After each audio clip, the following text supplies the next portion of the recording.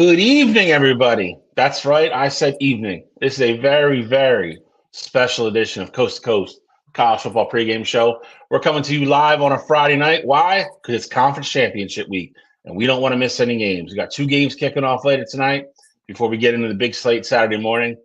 So we're here to cover it all like we always do. Top left corner, a very happy man. Buckeye brother from another mother. Jeremiah Smith still fumble. It's all right, though. Mr. Cottrell Simpson, how are you, sir? Feeling good, man. I mean, how can you not feel good? Buckeyes completed the perfect regular season. They are in the Big Ten championship. Get to see them play tomorrow night, and everything is looking good over here in Columbus. I know we're gonna get into some of the news that can somber that mood a little bit, but I'm thinking about all the positive stuff, and I'm keeping my head held high, so I'm feeling good. Well, that is good to hear, except for the part about the game, but we'll get into that later. Top right corner, Mr. Alex Elmore, Mr. West Coast, ex Pac 12, now almost veteran Big Ten member. He'll be a veteran Big Ten member next year. It'll be his third year. Getting ready for his playoff appearance. Oregon's locked in. How are you feeling, sir? I'm feeling fantastic. Hey, Control, is this what it felt like last year being Ohio State, getting to sit at home during the conference championship week? Not See, you nothing, just woo. Take you it don't easy, learn, bro. man. You don't learn. Take it easy. We don't have to play an extra game. I love it. Obviously, we'll talk about the conference or the rankings here soon. I have a lot to talk about when it comes to those. But we beat Washington, we beat Oregon State.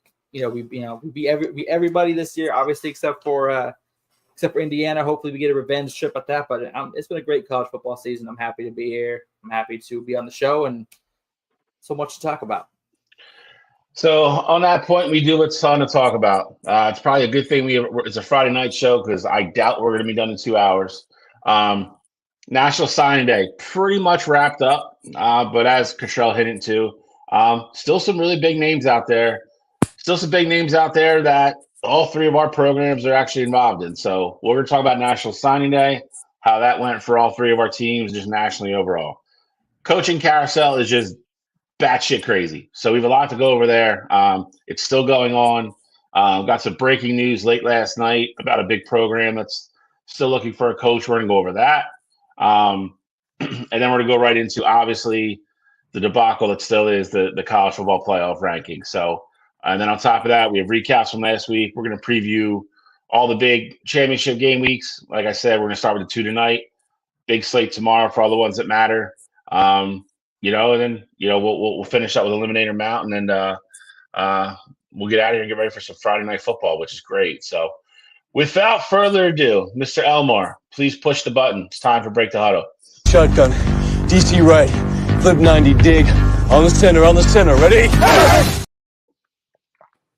All right, well, welcome back to another week of Break the Huddle as we go over all the top weekly news. This week, our entire news feed has been constantly filled with daily coaching changes. Coaches getting fired or let go, coaches getting hired, coaches changing jobs. Lots to talk about, lots to discuss. We'll also go into some National Signing Day news, and then we'll go over the top 25 and the current bracket and what it looks like. But first and foremost, we're going to jump into National Signing Day. Some of the biggest names, some of the biggest prospects have officially signed with their teams. Some players are still undecided.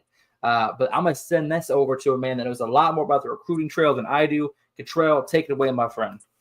Yeah, so I mean, this has always been like my big thing. Like, I love looking forward to early signing day. I love like following the recruits throughout high school, seeing like how they progress and things like that. And with me, still being on paternity leave now, I've gotten to follow this, high school recruiting like the past month or so, a lot more extensive than even I normally do. So this has been a crazy like early signing day period so far. And earlier this week, so on Wednesday, you had the actual first time where everybody pretty much got to sign.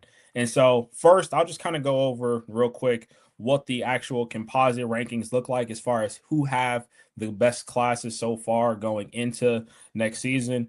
USC is sitting at number one right now. Oregon's right behind them. Then you got Notre Dame, Bama, Georgia, Ohio State, Tennessee, Texas A&M, Miami, and then Michigan, pretty much right there with Miami. Those are your top 11 teams right there. Now, with that said, you still do have some pretty big names that are still not signed yet. You have the number one player in the country right now in Lamar Brown, who has been committed to LSU since earlier this summer. But with Lane Kiffin now being there, that is pretty much up in the air. He did an interview with, I believe it was CBS Sports, and he basically said, as much as I loved LSU, Lane Kiffin didn't even recruit me while he was at Ole Miss. So I need to figure out if that's still where I want to go. I need to figure out, if they still have the same kind of plans for me. So that's a big time recruit that's still on the board. You also have 2 5-star receivers that are still on the board that all of our schools are pretty much interested in right now. With me and Alex, it's Chris Henry Jr. Chris Henry Jr. is the number one receiver in the 2026 class, and he has been committed to being a Buckeye for the last 2 to 3 years now. But with Brian Hartline ultimately moving on to South Florida, it's pretty much up in the air with him. Signs are pointing that he's leaning towards going to Oregon, but Ryan Day just won't give up. And then for Bill, a guy who was leaning pretty heavy to go to Michigan, but ultimately committed to Syracuse, and Calvin Russell, he did not sign his letter of intent on Wednesday either. So Michigan seems to be back in the mix for him there as well. So I know it's a lot. I know I just kind of rambled on there for the last 3-4 minutes, but so many names, so much going on right now, especially now in the world of NIL there. But not sure exactly where you guys want to kind of touch on with this, but just kind of giving you the overview of the big points that have happened so far. And we're still pretty early in this process too. Like I said, that early signing day period can still happen. Like I wouldn't be surprised if we got word on some of these guys, putting ink to paper either, today, maybe tomorrow, or before the end of the weekend on Sunday. All I can say is I'm happy with Oregon's recruiting class, number 2 in the country. Just like Dan Lanning said, it's not really, we don't have the biggest recruiting class. Like USC, I think it signed 21 guys. I think we're at 12 right now, I believe it is. I might be off on those numbers though. And like he said, though, it's quality over quantity. We already have a number of 5-stars that have signed already, including wide receivers Jalen Lott, Gatlin Bear. We also got Jet Washington out of Nevada, number 1 safety in the country, if I'm not mistaken. A lot of talent that's coming into Oregon, and if Chris Henry Jr. signs, we're just adding to that. And what people don't realize that we're building this for the future with this the success we already have. I know, I don't know what happened there. The success. Sorry, this is not BYU. My bad. The success that we're having on the field now and the talent that we're bringing into the program, there's nothing but excitement for the Oregon Duck fans going forward. So I'm pumped. Yeah, I mean, as far as Michigan goes, another really good class, top solid class. They filled a lot of holes that they had to. Ironically, Oregon, Michigan, and Ohio State are 3 of, I think it's 5 teams that actually signed. All 3 of them signed 2 top 25 receivers to this class. And as you guys mentioned, one of the 2 of you is going to get another 5-star kid, and we're still hoping to pull it in Calvin Russell. Flipped Brady Marchese last night, late from Georgia after losing Zion Robinson, who was committed for a while. Decided to go to Stanford. Still can't wrap my head around that one. But, overall, I'm really happy. They held on to Sider, obviously, which was the crown jewel of the class. Number 1 running back in the country. Kid's a beast. Our running back room next year is going to be insane. So, I'm glad they're trying to get weapons for Bryce Underwood. A couple of receivers in this class, and like I said, hopefully getting another 5-star kid. I think we signed Russell. They already said we'll leapfrog Miami and maybe who's in front of them. So it's going to be a top 10 class when it's all said and done. So I have no complaints over here. Yeah, I mean, I think the other part of it too is that, obviously this is the early signing day period. So of course you want to have as many people as on paper as possible, because this is going to give those kids the opportunity to be on campus in January and start practicing. And especially for those big time players, like, you mentioned Hyder, at Michigan, like him being on campus in January, that's going to give him ability to play pretty much right away when the season starts, if he can find himself in that rotation there. And then same thing with you, Alex, like Jaden Lott's probably going to have a shot to start or at least get some significant playing time there as a true freshman. So Chris Henry Jr. is another one that wherever he goes, he's going to play, whether it be Ohio State. Of course, I'm hoping for him to ultimately come here. But if he doesn't, he's one of those kids, like I've been saying it pretty much ever since he committed to us. I don't think he's quite as good as what Jeremiah Smith was coming out of high school, but he's just like one notch beneath that. Jeremiah Smith is a crazy recruit, like coming in as a true freshman, being the best receiver in the country. Like that's a completely unheard of kind of thing there. I think Chris Henry Jr., though, he's one of those players that he can go out and start at any school in the country. So very curious to see, ultimately where he ends up there. But as a whole, even with Hartline leaving, I'm very happy with what Ohio State was able to bring in now. And like I was mentioning too, the other side of this is that you're going to have more kids coming in February too. So this is just pretty much getting a massive head start in the game before February comes, and you really have to lock people down. So this is, for some people, this is still a starting point, especially with all the jobs that we're about to be talking about soon here as well. Just not having a clue who's going to be going where. So it's still going to be important to have those relationships, because you might be somebody's second option right now in December, but if that coach goes somewhere else and they've already got, too many kids on scholarship or whatever the case may be, and you're not in your plans, you may have a recruit who you're looking at and you're really strong on, and come February, they're still looking for a home and they ultimately end up signing with you. So I love this time of year here. And, I'm very curious of who is going to ultimately get some of these top prospects that are still on the board. What was your most surprising signing for you? Like, were you surprised to see that Jared Curtis had flipped from Georgia to Vanderbilt? I mean, I was definitely surprised to ultimately see that officially. There had been rumors and rumblings of it for like a week and a half of that potentially being the case. Vanderbilt also flipped a kid, for whatever reason his name escapes me, but they also flipped Four-star receiver from Bama to the 4-star receiver. Yep. I can't remember who it is, but I saw the same thing. I think if nothing else, this goes to show you, and I'm not just saying, like, Vanderbilt's had some success, so I do want to give them credit there, but this really goes to show you that NIL has really evened the playing field when it comes to recruiting, because I don't know when the last time I've ever heard of, if literally ever, about a player flipping his commitment for football away from Georgia, away from Alabama, to go to Vanderbilt. So like it's a ton of credit to Clark Lee and that staff there, but it's also a testament to where NIL is right now. It'll be interesting to see if I guess they do put out the NIL rankings, correct? Like how much each player is getting essentially. So we will get to see that hopefully before too long. But I was going somewhere with that. I mean, this has to play a huge decision, in the coaching changes obviously are causing a lot of players to kind of take their time with their decision. What was that you were saying yesterday? You sent us a screenshot, I believe, of someone's Instagram post. Essentially, their mom wanted them to sign to Tennessee, and he wanted to sign to Ohio State.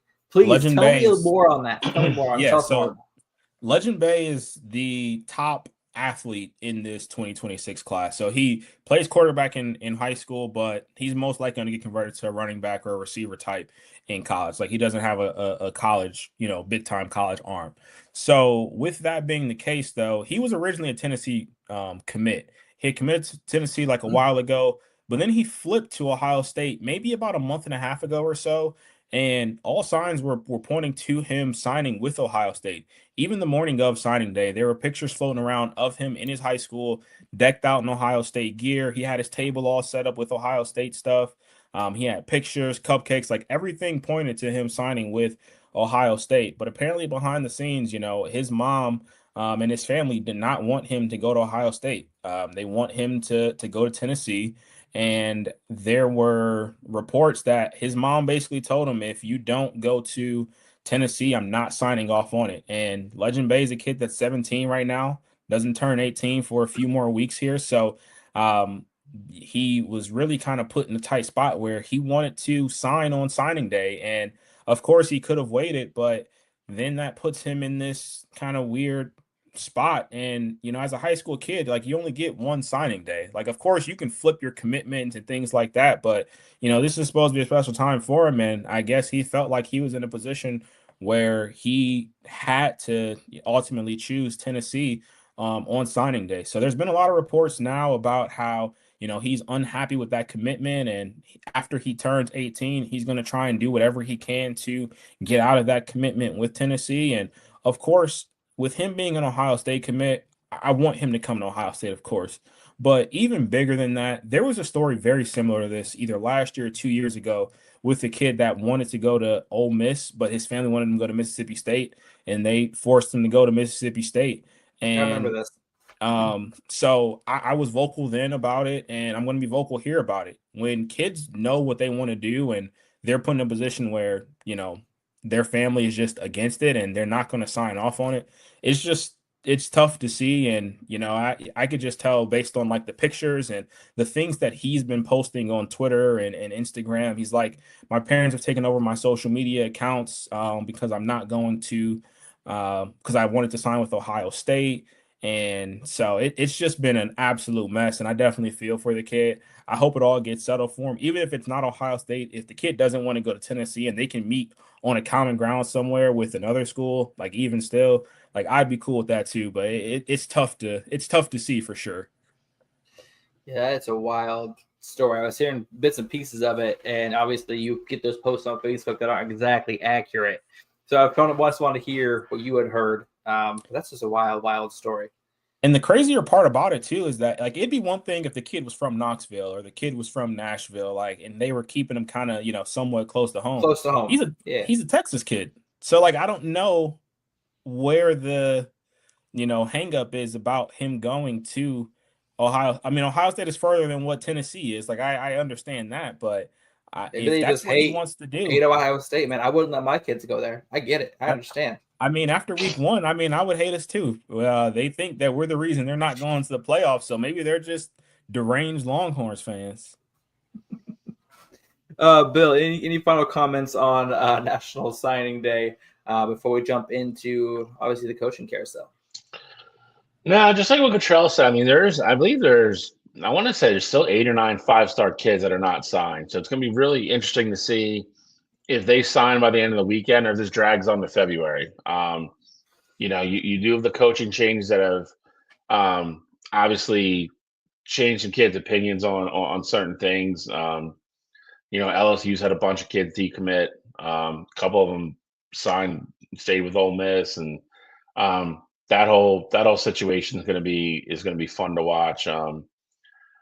But to Cottrell's point, like I said, it leaves, if you sign early, it gives you a really big head start on your freshman year.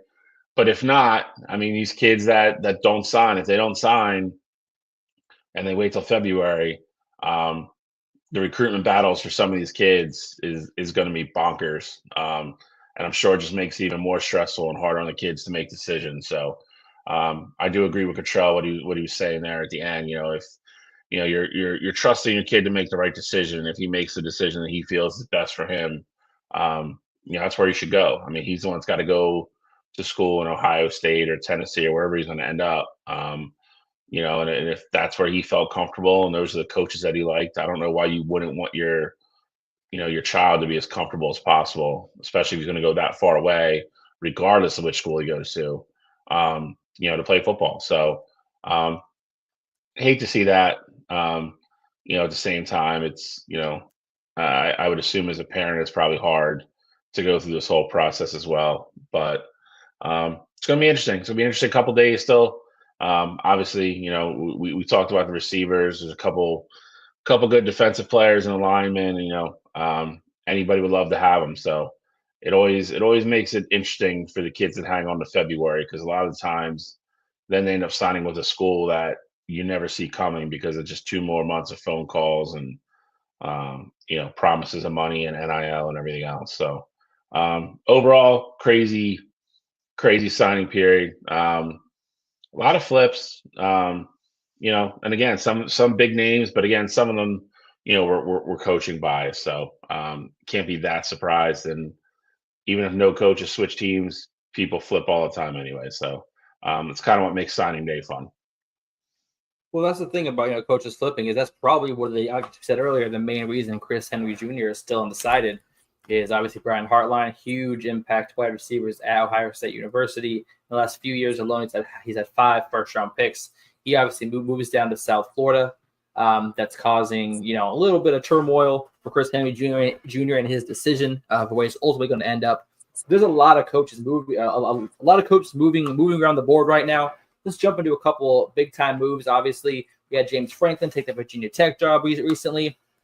His former job, Penn State, they seem to be struggling mightily right now, not only in finding a coach, but also with National Signing Day just passing. They're currently ranked 150th with their signing class right now. Obviously, not having a head coach is a huge issue right there. But, Bill, I heard that you may have some news for us regarding that Penn State coaching search. So I do work with somebody who went to Penn State, and he actually told me this last night. And then, funny enough, right before I went to bed, I saw it on 3. It looks like Penn State has turned all their attention to trying to hire Matt Campbell from Iowa State. I would say just gut reaction. I think it's a great hire for them if they can make it happen. Matt Campbell has been on the short list for a couple other big jobs, Michigan included. I think he would do great in the Big Ten. He already has a lot of recruiting connections in the Midwest. And I think he's a Penn State type of guy. I think, me and Alex were talking about before we came on, like I could never see Matt Campbell coaching in like the SEC. He's not a flashy guy like that. Like I think the Big 12 or the Big 10 is where he would cut his teeth. He's an old school. I think he's an old school type of football coach. I think he'd be a great fit for Penn State if they can lock it down and make it happen. I know there's a lot of people there that want the interim guy to stay. I think that's going to be a battle between the athletic department and kind of the board of directors and all that. I don't think he's ever going to get a fair shot at the job. But to Alex's point, they have to do something, and they have to do something quick. James Franklin pretty much, emptied the cupboard of all the good Penn State recruits and flipped them to Virginia Tech. Took them all. There was 2 kids that stayed committed to Penn State. God bless their souls. I applaud them for honoring their commitment. But I think if you hire Matt Campbell now and you give him a little bit of a head start, I think, like Cottrell said, till they sign on paper, and really enroll and get to school, I mean, everybody's still technically free game. So I don't know if you can flip people back, but you cannot be Penn State and go into next season with a recruiting class ranked beneath Montana State and McNeese State. That cannot happen. They've kind of shot themselves in the foot here. They got to get going and get back on track. And they're obviously going to have to hit the portal really hard. So it's going to be an interesting watch. Like I said, I think that's a great hire for them if they can do it. If he turns them down, I don't know. I don't know where they go. I really don't. Well, I mean, how much leverage do they have? Hold on, sorry, Control. Real quick. I mean, how much leverage? I mean, if I was a coach, I wouldn't want to go to Penn State. I mean, look what they did to James Franklin. That man led them to 10 win after 10 win after 10 win season. Took them to Big Ten championship games. Took them to semifinals in the college football playoff. Has a bad season. Loses a couple games after Oregon. That Oregon loss he maybe should not have lost. And they cut ties with him, showing absolutely zero loyalty to James Franklin and what he's done for the university. And now with this recruiting class as low as 150th ranked, what incentive is there to take over this program? Penn State's not that big of a brand anymore. So this was what I would say to that. I do think Penn State is still that big of a brand. Now, it's tough in comparison to some of the other schools in the Big Ten right now. You see Ohio State having the success. You see Oregon having the success. Hell, you see Indiana having the success, and they're not even, going crazy on the recruiting trail. Michigan's still going to be there. So, like, in comparison to the Big Ten, like, I get it. Like, in today's age, like, Penn State isn't that, high profile, not high profile, but, like, they're not having the same success that, everybody else is right now in this down season. But I think two things can be true, right? So, like, I agree with you in the sense that it was kind of messed up how Penn State went about things. Like you're 3-3 at that time. You just kind of get rid of him. He had been there for, I believe, 9 years. And you fire him in the middle of the season. Like, I understand, like, optics of that do look very bad. But on the flip side of it, though, you also have to look at it and say, hey, this is a school where their expectation is winning a national championship. Now, granted, they haven't done it in a long time, but they came into the season saying that, hey, this is a roster that we've put together that can win a national championship.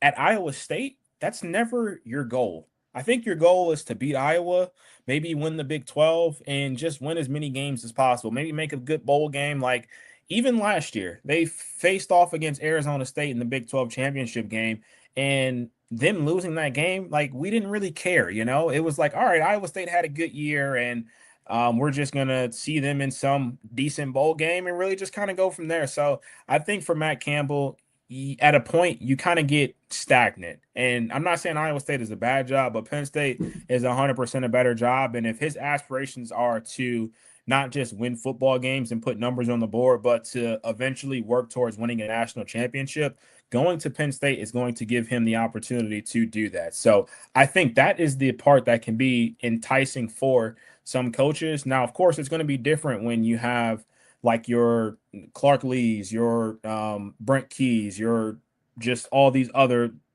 coaches, Marcus Freeman's, who are at programs already that feel like they're on the verge of, you know, getting or having success in the college football playoff. Iowa State's not there. So I think that's the part, if you're Matt Campbell, that should be at least somewhat enticing about Penn State. Not to mention he's a Midwest kid, you know, through and through. I mean, he's from Ohio. So he has the recruiting path up here already. So, like, I think it could be enticing to get closer to home and, you know, just get on that recruiting trail. And, I mean, you're going to be more likely to land 5 stars at Penn State than you are Iowa State. I look at it this way, you know, and this is obviously a conversation Matt Campbell's going to have probably with himself. But, you know, what do you want your legacy to be? You know, he can stay at Iowa State for the next 20 years and be an Iowa State legend. But, like, at some point, you're going to have to wonder, you know, could you have got it done somewhere else? Like, I mean, if that's what you want to be and you want to walk around Ames, Iowa and be a legend there, that's fine. There's nothing wrong with that. But at some point, you know, I would think he'd want to challenge himself and go to a bigger program. We say this all the time, and it's one of the reasons why his name comes up on all these lists. He's an overachiever there. He gets the most out of that program and the most out of those kids with the resources he has. He goes to Penn State. It's like going to Candyland for him. Like that is going to be a completely different world in regards to money, resources, facilities. You know, you could say it's not a big brand, but it's just not true. It is. Is it Ohio State, Michigan, or Oregon? No, but you're talking about 3 of the top 6 or 7 in the country. Penn State's in that next tier. Like they have a ton of Nike money. Like that. Penn State is a big brand. It is. They're going to Adidas. Yeah, well, they're going to Adidas, but you know, and again, they're going to get a shit ton of Adidas. So they are. It's a big brand. So I would push back a little bit on that. You know, and it's I think it's a big choice if he wants to go challenge himself and see if he can get it done somewhere else. If he doesn't, again, there's nothing wrong with that. But I don't think, like Cottrell said, I don't think he's ever going to be any more successful than in Iowa State than he already is. And the other thing too, I would look at it like Penn State is a school that just last year they went out and said, hey, we are as close as possible to a national championship. Mm-hmm. We're going to pay our defensive coordinator the highest amount of money in the country. We're going to give him over $3 million to come in. If I see that and I'm Matt Campbell, I'm like, all right, they are committed to giving me the resources that I need. If they gave James Franklin these resources, imagine, like, I've been doing this with 50% essentially of what James Franklin has had. Imagine what I can do if I get all of this money and get to bring in my kids or get to bring in even better kids. Because, I mean, he was doing it with Rocco Beck. Not saying he's a bad player, but he's doing it with Rocco Beck winning 11 games in the year. Imagine if he was able to go out and spend some money and bring in, you know, a Bryce Underwood or a Julian Sand or a Dante Moore from the portal to his program. So that would be the part that would be appealing to me if I'm Matt Campbell.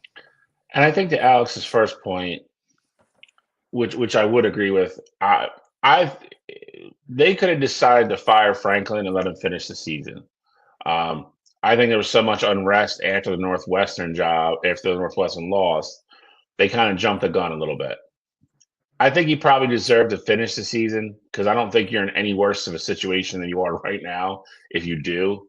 So I think there's probably a little, I would say hesitancy is probably the right word. But at the same time, you have to look at, again, Penn State has standards. And, you say winning 10 games a year, that doesn't fly anymore when you see two Big Ten schools win a Big Ten championship back-to-back. We talked about Indiana. Obviously, your Oregon Ducks. Those are all programs right now that, if we're all being honest, have passed Penn State. And I don't think they're okay with being fifth chair in the Big Ten.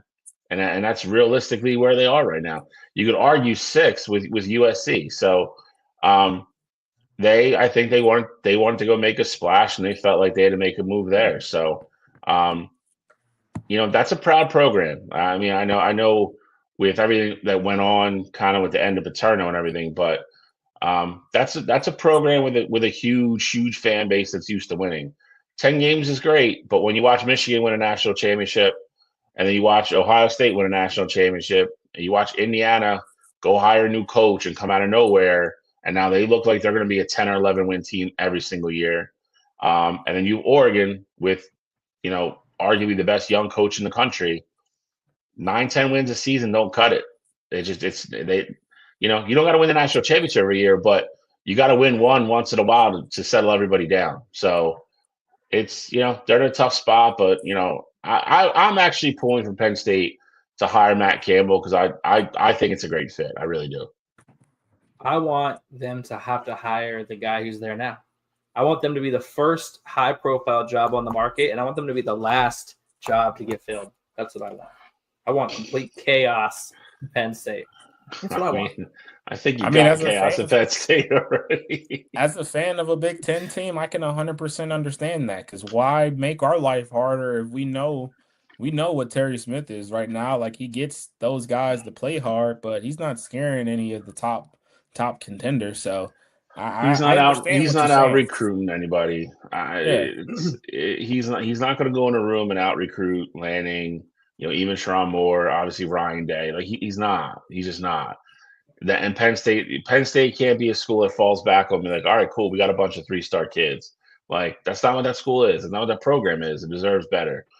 And I give that guy all the credit in the world to come into that situation, get that locker room to stay together, and then start winning games again at the end of the year.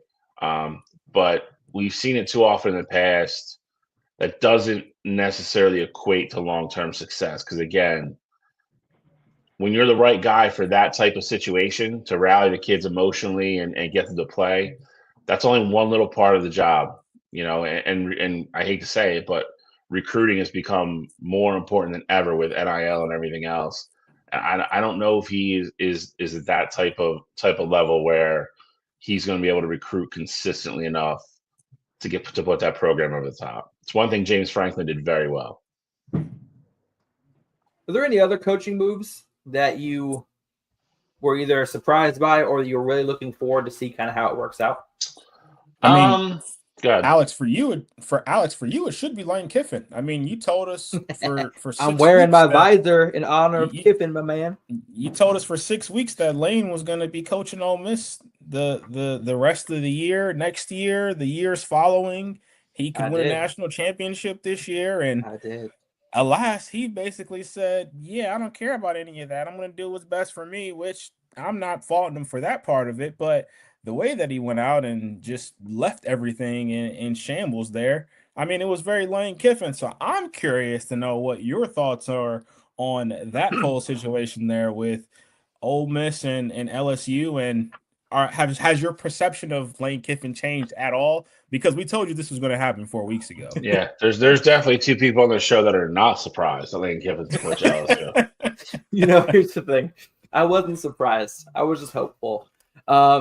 I think the things that have come out after the move is what's really been catching me off guard. Like, the potential fake dog. Wait, that he's a piece of shit like we told you he was? Which part? No. Which line? Which I line? like Darth. Which I- line was your favorite? like Which Darth line was Vader. your favorite? Oh, Jesus. The one that he said that somebody I ran him like off the the road evil when he had a character. police escort to the tarmac. Like, Trying to Yeah. run him off the road. Though there were fans flipping him off, but no, it's for me. I think it's the fake dog story is really what's catching me off guard the most. Did he have a dog? Did he not have a dog? I'm concerned. Like, where is this dog? They leave this dog alone in their house. Is somebody watching this dog? That's they what left I the wanna dog. know. They left the dog in Oxford. It's not their dog. Yeah, somebody from Ole Miss like trolled them because they took a picture of The juice. like the dog from behind, like just kind of like looking in the middle of nowhere. And I can't remember what the caption was, but it was hilarious because it was kind of like a play on. I don't know if you've ever seen those. They're not horrible, but they're just sad dog commercials where they're like it's like the champagne for don't drink and drive because like if you go out and get drunk and don't come back, like your dog just sits there and waits for you. It was it was like a parody of that. It was so well done, and I think they took it down because I can't find it anywhere. But it was hilarious. But whatever, keep going. Go ahead, defend your boy. Thing, so last year, he made good points. I trust his reasoning why he left when it came down to how much money are you going to give me for the players. And LSU is throwing $25 million at him. That's nothing you can bat your eyes at. Well, who was the highest paid college football team last year? Ohio State.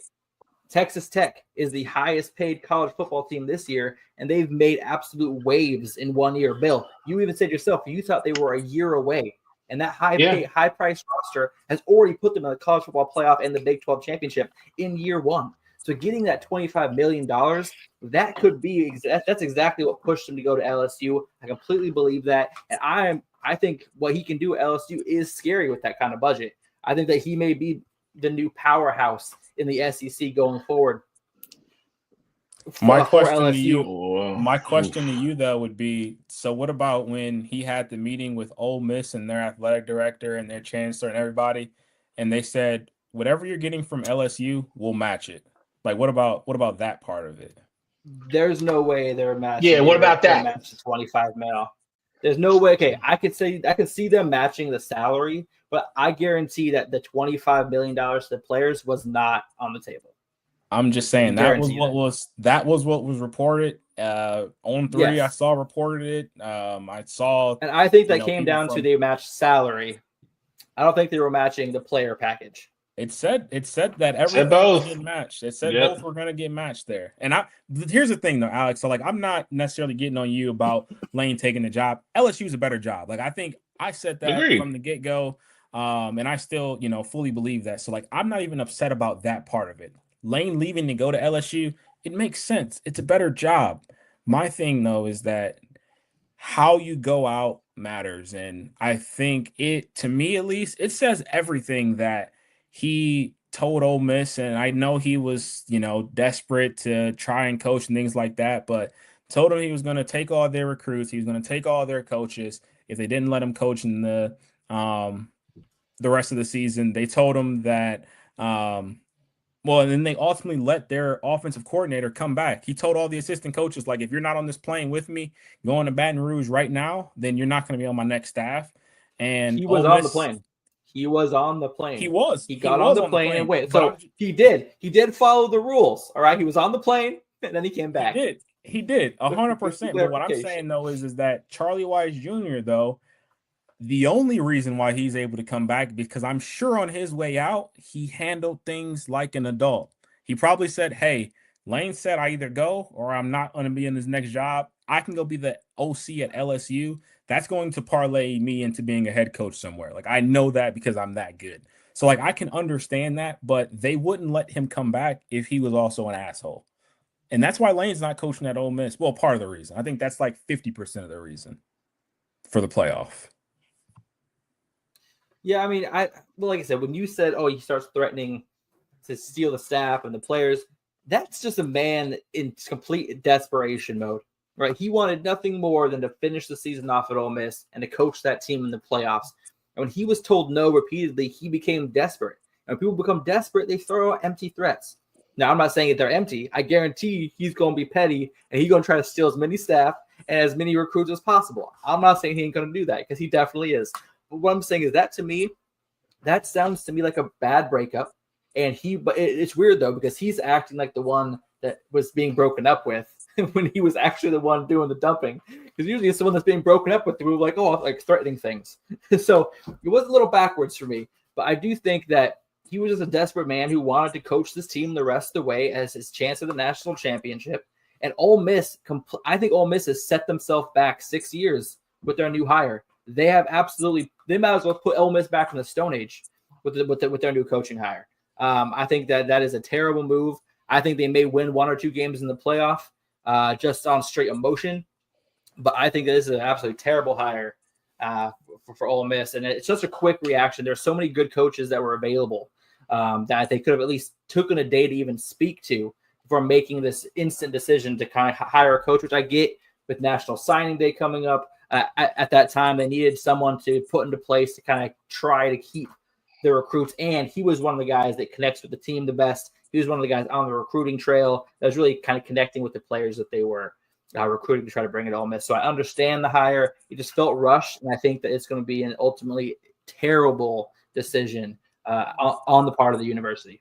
So, Bill, I know you want to say something here, and I'll let you chime in. I just got 2 last things I want to say before you go ahead and put your 2 cents in.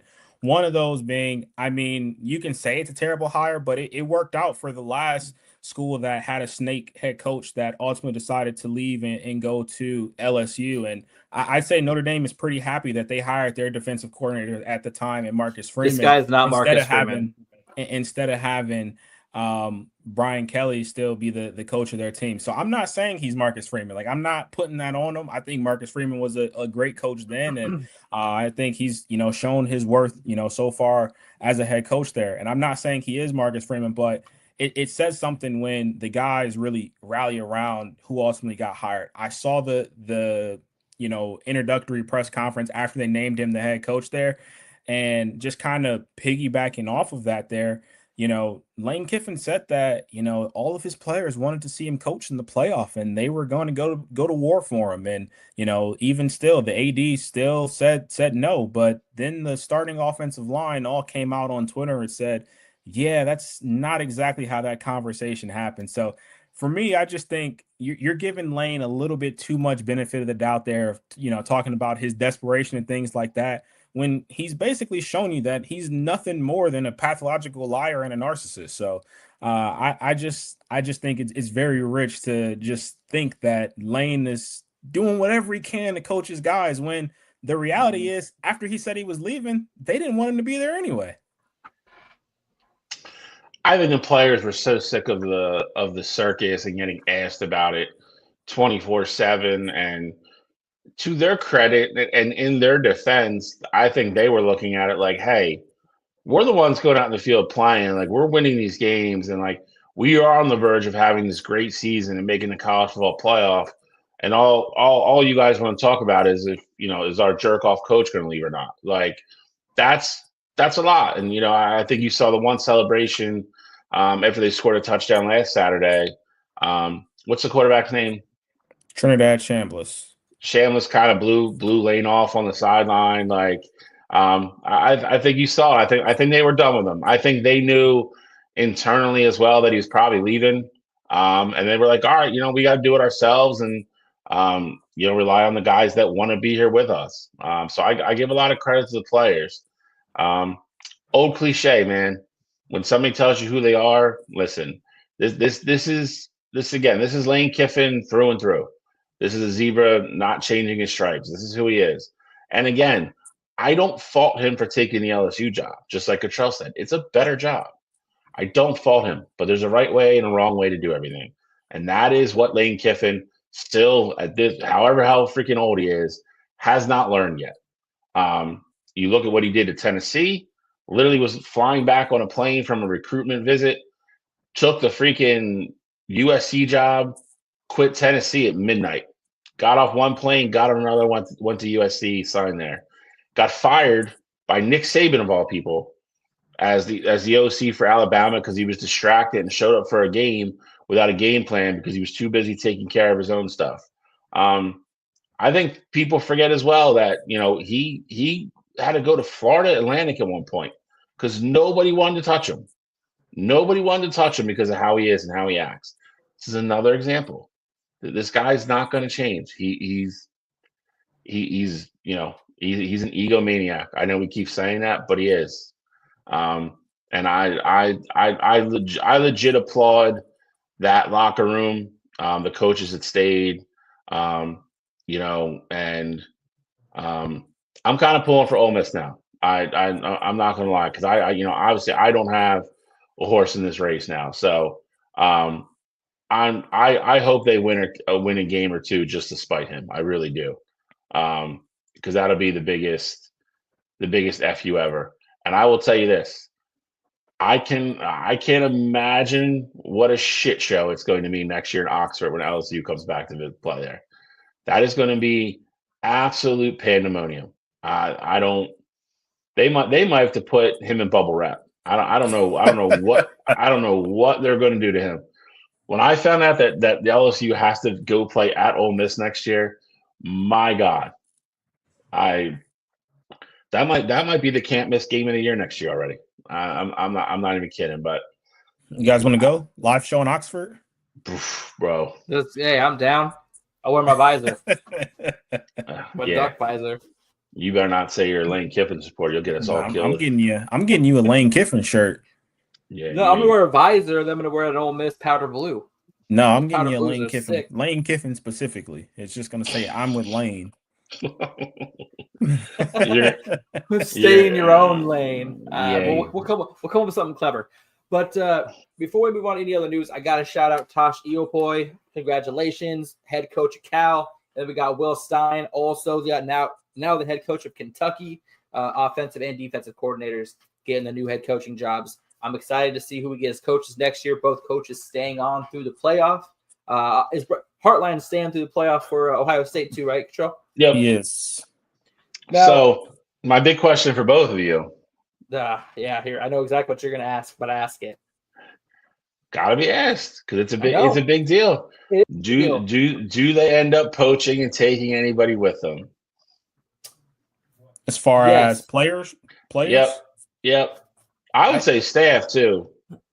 I think staff. I don't think so because I think with Hartline leaving, it's just going to be one domino falls and everybody just kind of moves up. I think everybody that's on staff now should be getting some sort of promotion outside of whoever's going to be the new OC. So somebody should be getting a new receiver spot. And then the guy whose job it was, previously before they were the receiver coach, like they get bumped up into that slot. So I think there's going to be a lot of promoting from within everywhere besides the actual OC position.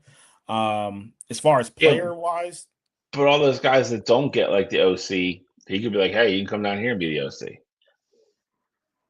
See, a lot of the staff that Ohio State has are on the younger side. So I think it's possible. And of course, you potentially take that opportunity there. But I could see Hartline trying to get guys who have experience already. Like, for example, UNLV, Corey Dennis is UNLV's OC. And it's a small jump up, but USF is a jump up from UNLV. Like they have history together because he used to be on staff at Ohio State for a few years there. Like I think he could go down and be the OC there, or just there's been so many guys that have kind of come and gone through the O State program there, where I think he'll kind of have his pick of the litter. But I think player wise though, you're gonna have a lot of course receivers who, Ohio State really only runs 4 deep at the receiver position, and the receiver room is pretty deep there. And especially signing 2 receivers already, maybe if Chris Henry Jr. comes, like that's going to be an even more crowded receiver room. So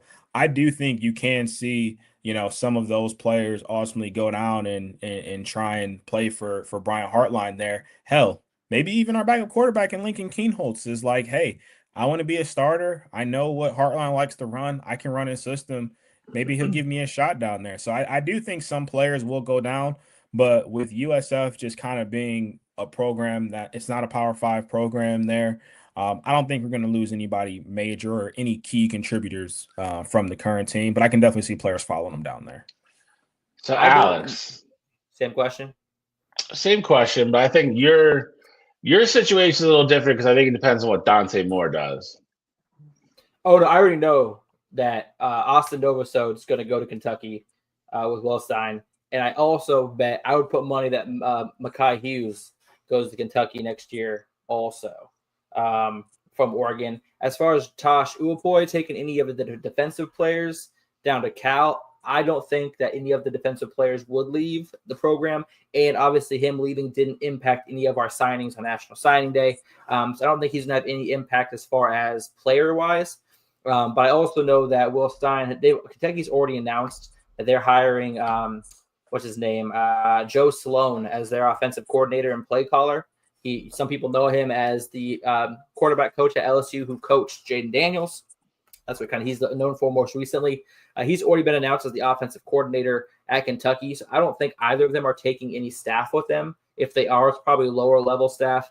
And the only one that I could see really taking any players of note of the merit would be Will Stein. And like I said, I think Austin Novosad is going to be the starting quarterback there next year. And then Mekhi Hughes is not happy, not playing an Oregon redshirt this year. I wouldn't be surprised if he showed up at Kentucky as well, because he's definitely a higher quality quarterback that deserves to be in a power conference. That's all I got. Alex, So do you name wise? I know Chip Kelly is one that we share interest in for what we think. Anybody else OC wise who you're thinking of, or even DC that you've had in the most recent past, or that has relationships with Dan Lanning that you've kind of been hearing floating around there, or it's still too early? Nothing yet, because both coaches are staying on to coach the college football playoff, which I'm not a huge fan of. I'm not a huge fan of keeping the coaches on staff because, one, being a college head coach is much different than an NFL head coach. The recruiting trail, getting everything set, it's just a totally different animal. I feel like college football is way more chaotic than the NFL is. And so having to, one, plan and execute your plan for your Kentucky Wildcats in Will Stein's case, and then also game plan for Tulane or game plan for Ohio State in the semifinals or whatever it may be. I feel like he's not going to be, if he's not 100% focused on the offense, I don't want him there. I don't want him. Like he said it himself. He's splitting time. I don't like the fact that he's splitting time. I want 100% of your attention. Set up your assistant coaches, have them handle stuff while you're focused on the college football playoff. And then after the college football playoff, take over your program. I know you can't really do that, but that's what I would like to happen. I hate that our coaches, especially our offensive and defensive coordinators, are focused on other jobs that won't impact. I think that will impact our season with their focus. So I'm kind of tossed up about it. Well, I'll tell you this. As somebody who lost both their OC and DC last year, I know it's worked out for us so far this year. Obviously, we're undefeated right now. I will say that as great as you may think that they are, there's a possibility that you hire even better coordinators there.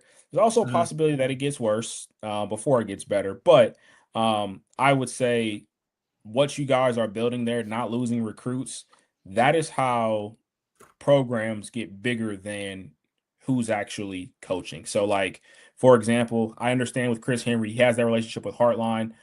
With Ohio State, I get it. Hartline's the man. Like, I won't say anything bad about Hartline. There's going to be good receivers that come after Hartline's gone because Ohio State's built that program. So I think with Oregon, you guys are building that now, and it's, being seen with your recruiting classes and stuff. So even if, you don't get necessarily the name that you're thinking, because at the time I thought Patricia was a bad hire. At the time, I didn't want Chip Kelly last year. So I would say just look at it like the program and what Dan Lanning is building, maybe even bigger than necessarily who's the name on the line next to OC or DC.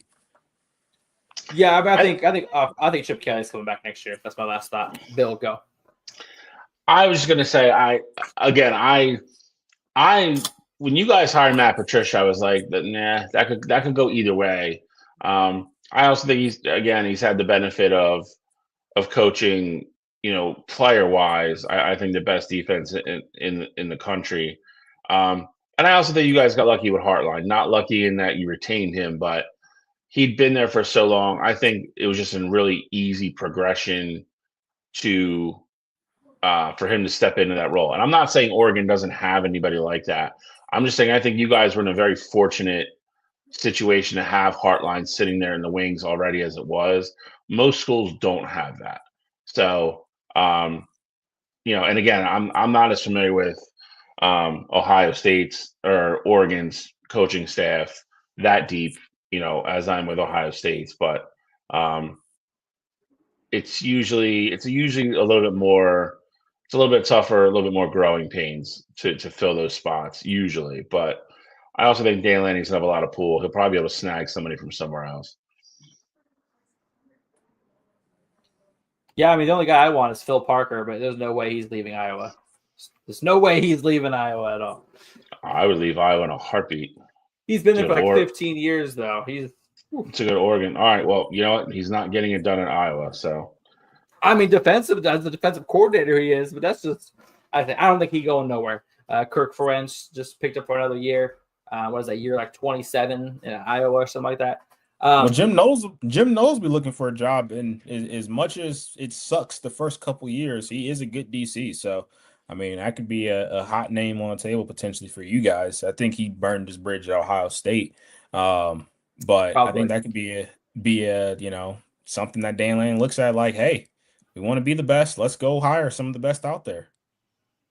See, for me, I just want us to find those coordinators that are cool with being coordinators for long periods of time. I hate cycling through offensive coordinators and defensive coordinators every 2-3 years, changing the system, all this and that. I got a news flash for you. When I know. Your program is consistently good, that's what's going to happen. So get used to it. I know. But hey, that's what we got for the coaching carousel. Obviously, there's a lot of hires, not too many other big names kind of moved around. But let's just jump into this top 25. Obviously, this is the last college football playoff ranking before all the conference championship games tonight and this weekend. Let's take a quick look at the top 25.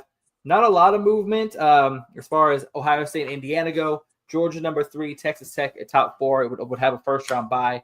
Oregon dismantling Washington jumps up to number 5. Ole Miss, A&M, Oklahoma, Alabama jumping, Notre Dame rounding out the top 10. BYU and Miami first teams out. What are our reactions to this as we look at this? What do we expect to happen? So I know Bill's going to touch on the Notre Dame situation there. One thing I just want to say here real quick is I feel like what might get glossed over is we had this conversation last week about if Texas A&M lost, how far they would slide, and they went all the way down there to 7. And so with that said, Oregon has the benefit, and Alex, you should be happy. I know you said you want the first round. You want the first round game at home against the 12th seed, but you're in a spot where if Alabama goes out and wins the SEC championship game, Oregon's going to get a first round bye. And I think that is something. Or if BYU wins. Yeah, or if BYU I got two wins. chances. I got 2 chances at this. That's another one. I don't really see that one happening, but you do have 2 chances of that happening there. So, I mean, I think that part of it is there's these 5 one-loss teams like in that mix there. It should be 6. I mean, BYU has 1 loss and they're in a power conference, but, alas, that's neither here nor there. But you got 5 schools that have 1 loss right now, and there's going to be some tussling there for those last 2 spots. I think at this point in time, Indiana, Ohio State, no matter what happens in that game, I think both of those schools should have locked up a first round bye there, whether it be, 2, 3, 4 seed, whatever the case may be. I think both of those schools should be locked in there, but right behind them, I think that part is very interesting before, Bill goes into that next area, which is been the debate that we've had on this show for like the last month.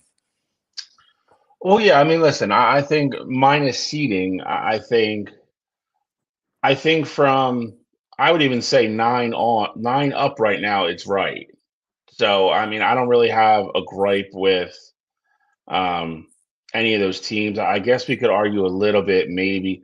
I thought A&M falling to 7th was a lot, but at the same time, I get it too. So, again, I don't think the top 9 are wrong. I told you I thought Alabama was going to get credited for playing Auburn while Notre Dame finished the season with 2 crappy teams, and they passed them. And Alabama was not impressive by any means against Auburn, but I think who you play matters. And you're playing two teams with a combined 5 wins to finish the season, with no conference championship game in the future.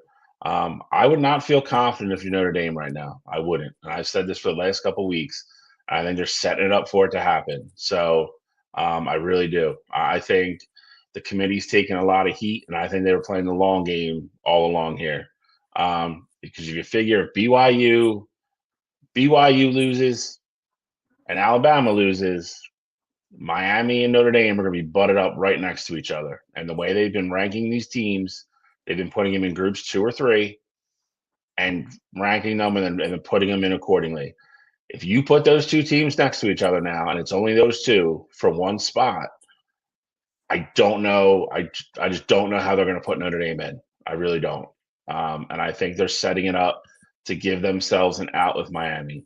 Now, don't get me wrong. BYU can go in, Alabama can go in, and then all hell breaks loose. But I think they kind of gave themselves an out here with Miami.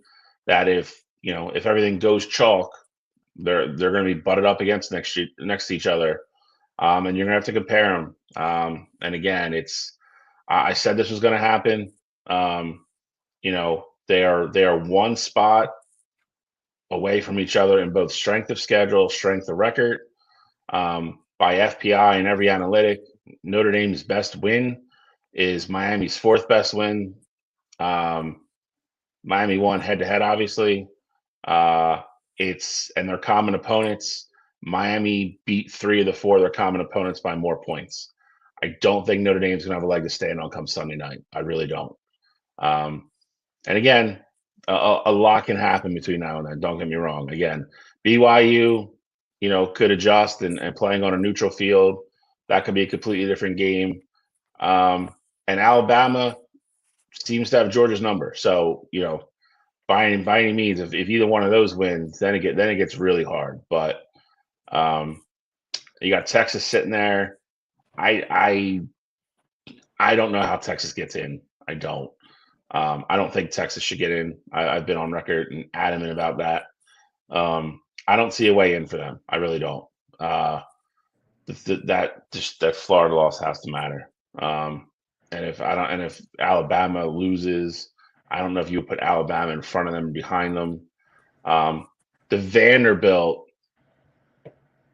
the lack of respect for Vanderbilt, kind of sucks if I'm being honest. They are the only team to win 5 straight games, 3 of which were ranked opponents, and they haven't moved. I don't get that. I need somebody to explain that to me. And I need somebody to explain to me how you put when you look at it that way, how you still put a 3-loss Texas team in front of a 2-loss Vanderbilt team. And if you're going to argue that Texas played this great SEC schedule, cool. So did Vanderbilt. They're in the same conference. I think the part that confuses me is the part that we always get hung up on, and that's head-to-head. I just wish I understood when it mattered and when it doesn't matter. You and everybody else, brother. Vanderbilt is a 2-loss team that played a solid SEC schedule, but they lost to Texas, and they're sitting at 14. But Texas is ahead of them because they beat them head-to-head, but they have 3 losses. But I'm looking at it like, well, if that's the case, then Texas and Oklahoma played too, and Oklahoma has 2 losses and Texas has 3 losses, but Texas beat them head-to-head. So why aren't they closer together? Or, the argument that I'm not even going to get into it, but Notre Dame, Miami, they played head-to-head, and that clearly doesn't matter here. So I just wish I understood when head-to-head mattered versus, who you lost to or who you beat. Because, of course, it's all factored in, but there's just no consistency with it. That's the part that's just – I just wish I had some sort of understanding there with that. Alex, I know you're always on the committee side with this. Help me understand how Texas – plain and simple. Head of Andy, behind Oklahoma. It's all about what have you done for me lately. And is that how it should? Bill, don't roll your eyes. I'm not saying I agree with it. I'm just telling you how it is. Okay, I'm explaining to you how it is and how it will be until we make a rapid change. Texas is ahead of Vanderbilt right now because lately Texas has been playing fantastic football. They've been playing their best football of the season, including beating previously undefeated Texas A&M. Okay, so that puts their best win better than Vanderbilt's best win. So that's why a lot of people are saying that's why they put Notre Dame in front of Miami. Miami has rocked off what? Not Miami. Notre Dame has rocked off what? 10 wins in a row. Well, Miami has lost 2 ACC games within the last 6 weeks.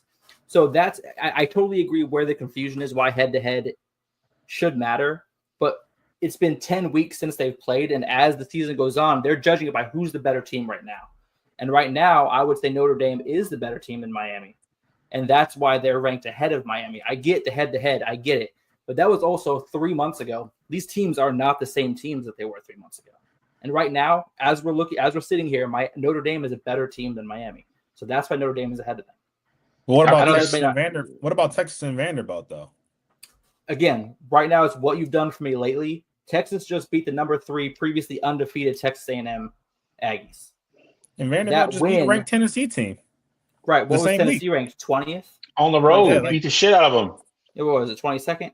They were 22nd. They're like 18, 19. Like, yeah, okay. they were third ranked, beating a third-ranked team, beating a 19th-ranked team. I don't understand the disrespect for Vanderbilt either. Not moving for 5 weeks when you beat 3 ranked opponents. That's unexcusable. I'm with you on that, Bill. I need in writing why they did not move at all. But I'm telling you why Texas is ahead of Vanderbilt. But they have the best. Hold on. They have the best win out of the two, and they're not holding the Ohio State loss against Texas. Okay, here we go. So, bro, that's what's going on right now is teams are going to start unscheduling their out-of-conference tough opponent matches. I don't need anybody to not hold Ohio State. The Ohio State game is not the issue with Texas. I get it. Nobody cares that they lost to them. Nobody. I know. Your issue is Florida. I absolutely get it. I totally understand. But if Texas, and the argument that we're getting from Sarkisian mostly, is that if they don't play Ohio State, right, they play Western Michigan, let's just say, just to throw out a random-ass team, and that's the team that popped in my head. I don't know why. But they play them instead. They're an 11-2, 10-2 team, whatever it would be. And they are in the playoff. So here's the thing. Even with the loss to Florida. But they would still, but see, that's where I don't agree because they would still have the worst loss out of all these 2-loss teams. But Alabama has the worst loss. Florida State is a worse team. No, it's not. Not than Florida. Not than Florida. Florida's 3 wins, bro. Didn't 3. Florida just beat Florida State this last weekend? They did this past weekend. Yes, they did. So Florida is better than Florida State. Florida State still. Florida State. Let's talk about that then. Why is Alabama in the 9 hole with the loss to a Florida State team that's not even bowl eligible? Let's have that conversation. We could have that conversation. We could, but Alabama also has five ranked wins too. So like I'm okay. How many ranked wins does Texas have? It's a good question. I think it's 4. They have 4 or 5. 4. Yeah, exactly. But so that's why how many does Vanderbilt have? This is what I was going to say. Probably 4. As far as Vanderbilt and Texas go, one, I personally saw Texas go to overtime to Kentucky. I saw them go to overtime with Mississippi State. I saw them lose to Florida. I saw them have a tough time with UTEP. UTEP has 3 wins this season. I saw that game go into the 4th quarter as a 1-possession football game. And there's nothing in me that just can say, oh, well, if they have Western Kentucky week 1 instead, that it's a guaranteed win. Like, I get it. They probably win the football game, but to just act like this Texas team was, stacked all these odds against them, and they played Ohio State and they played them tough and they almost, win the football game. Texas played bad football for a month and a half. And if we're being honest with ourselves, like, I can't just pencil in a win there for them no matter what. But on the flip side of that, though, I really wanted to get into, let's forget about Texas for a moment. Looking at Miami and Vanderbilt, you talk about Vanderbilt's losses. Their losses are to Texas and to Alabama. and Miami's losses are to SMU and Louisville. So I have a tough time understanding, is it who you lose to? Is it who you beat? Is it head to head? Like, that's nothing of this 9 to 14 range makes sense to me. Well, let's be honest for a second here about Vanderbilt's wins. Vanderbilt has 4 ranked wins, and all 4 of those teams are not ranked any longer.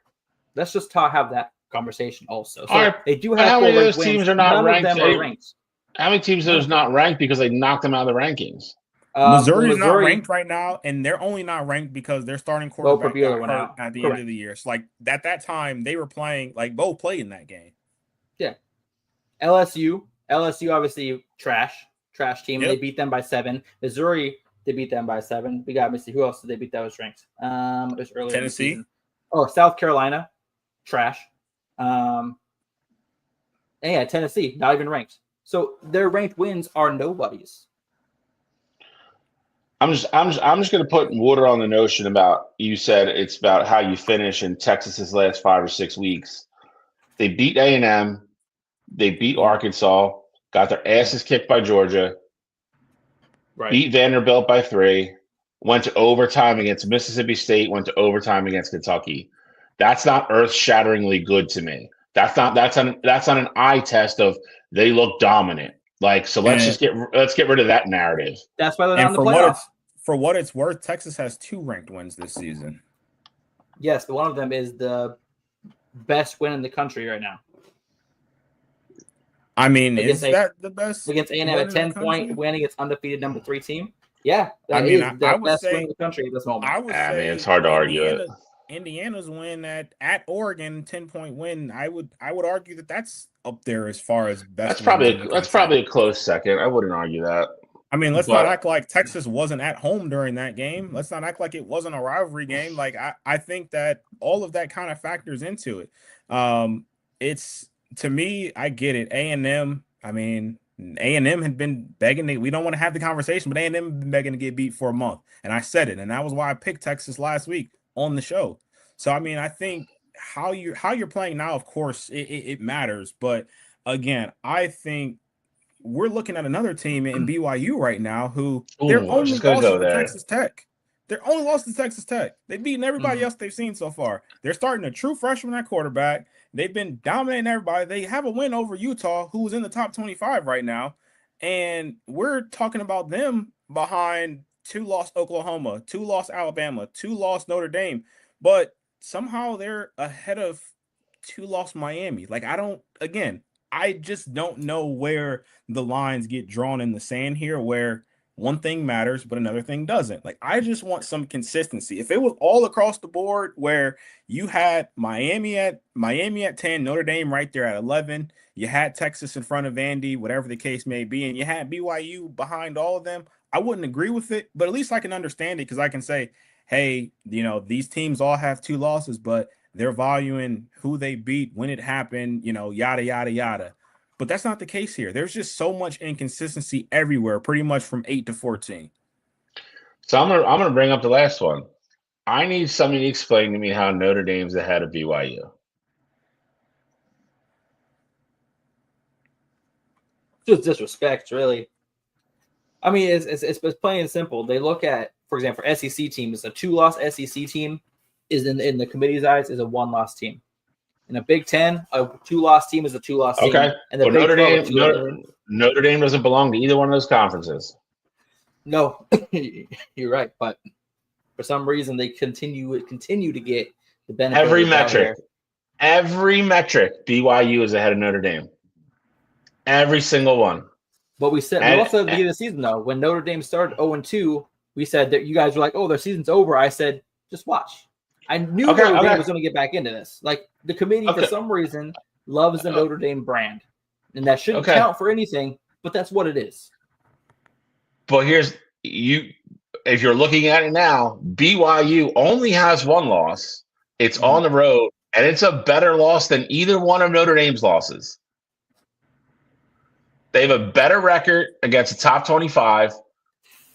They have one more win against the top 25. And they have a better strength of record and a better strength of schedule. How are they behind Notre Dame? The only thing I don't agree with is that BYU had a better loss. They got boat raced by Texas Tech. Like, there's a reason Texas Tech is a 13-point favorite in the game tomorrow. Like, they got boat raced. It's only one loss, though, man. It's on the road. Notre Dame was a favorite. Notre Dame was a favorite. Notre Dame was a favorite in both their games and lost both of them. Notre Dame lost at home. I'll say this, though. BYU has a chance to essentially tell the committee, like, hey, there's nothing you can do about it. We're going to the college football playoff. If they beat Texas Tech, because Texas Tech, I think at this point, should be submitted in no matter what happens in that game. If BYU gets in, they're going to still a bid, and then you're still going to have either the ACC, the Sun Belt, or the American champions all make the playoff. And so if that happens, Notre Dame is all but gone anyway. So I think BYU still has a shot, and maybe this is the committee's way of just saying, hey, if BYU wants to be in, they have to earn it. I don't agree with it, and I think anyway, even if BYU was ahead of Notre Dame, if they lost this upcoming weekend, they would fall out anyway.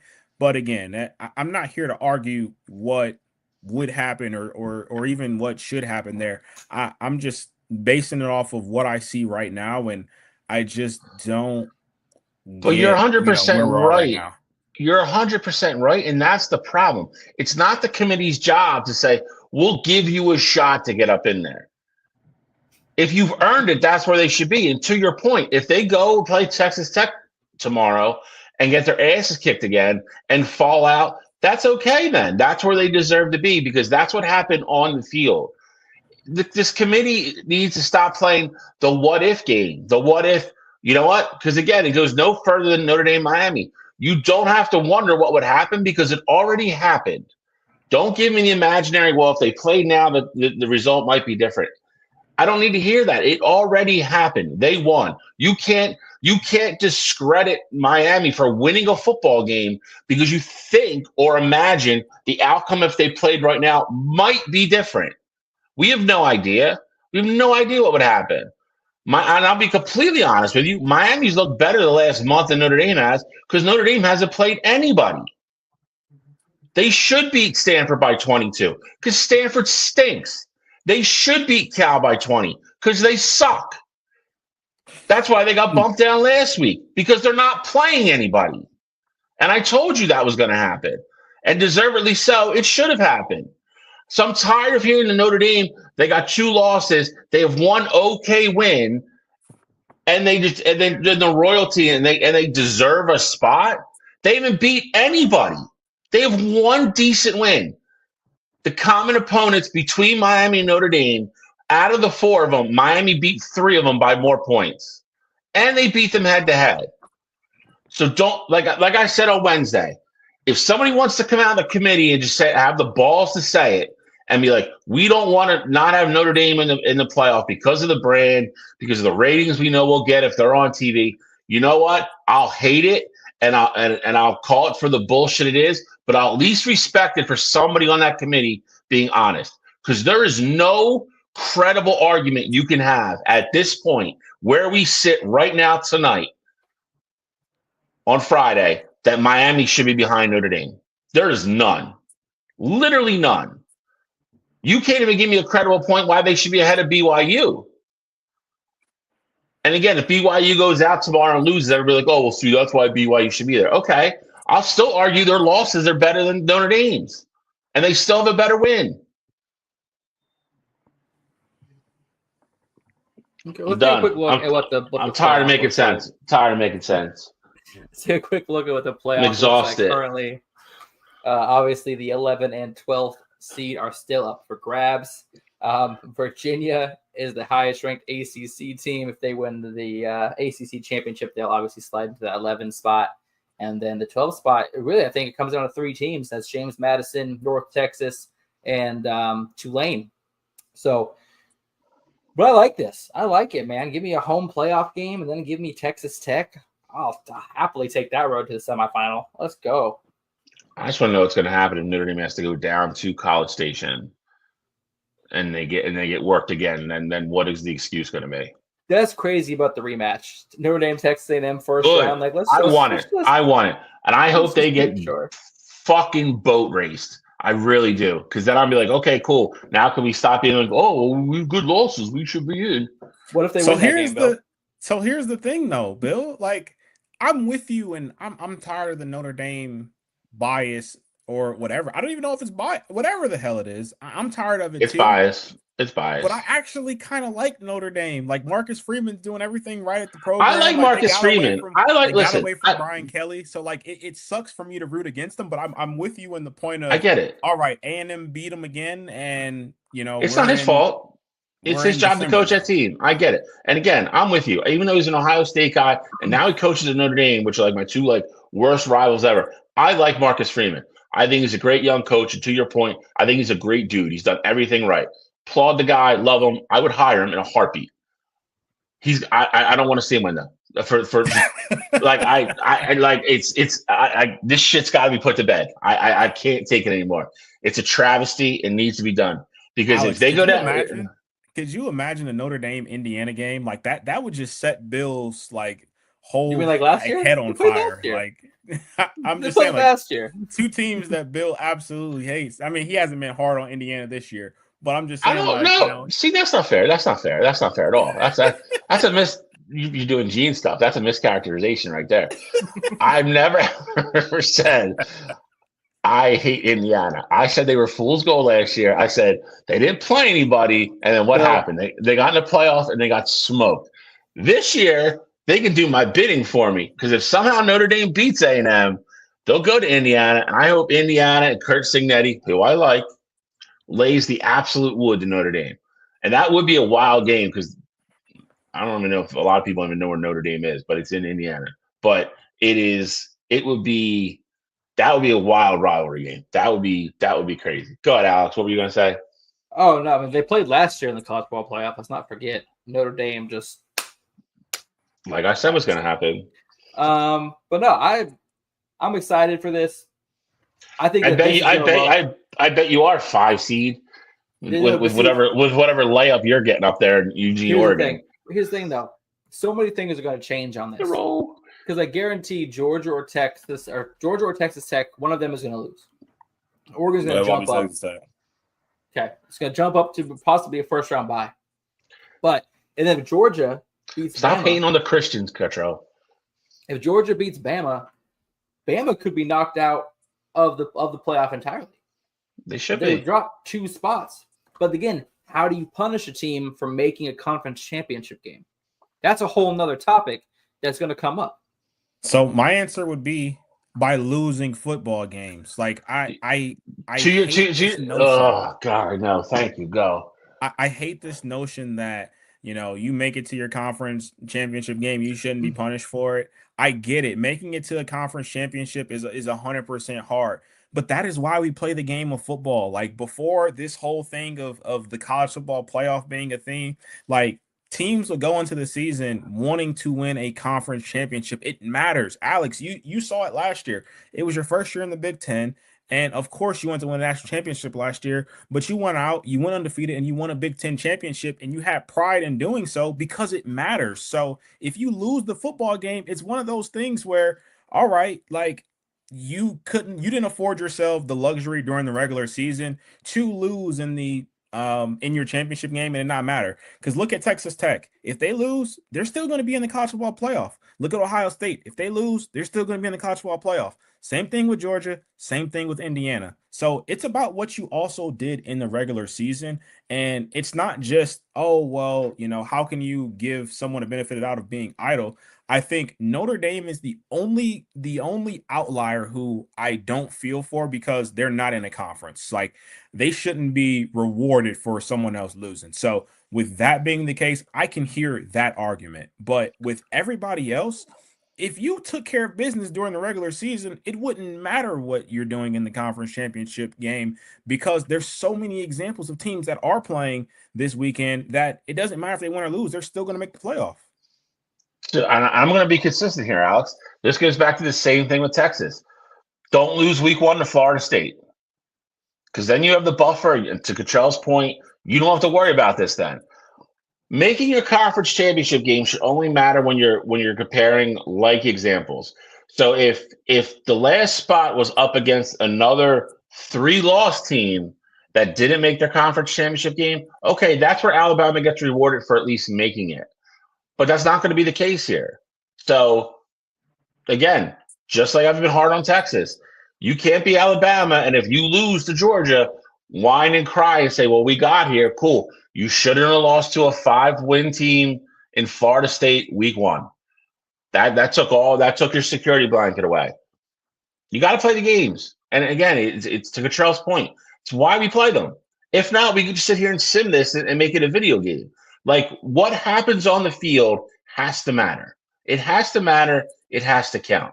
They don't lose to Florida State. They're going in tomorrow night and not a worry in the world because a 1-loss Alabama team, even if they lose to Georgia, is in this playoff. There's no way they miss it.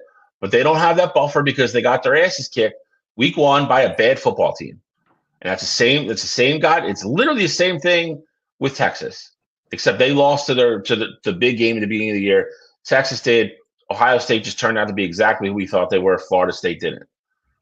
If Florida State was sitting in here somewhere and they were 12-1, that would be a different story, different conversation.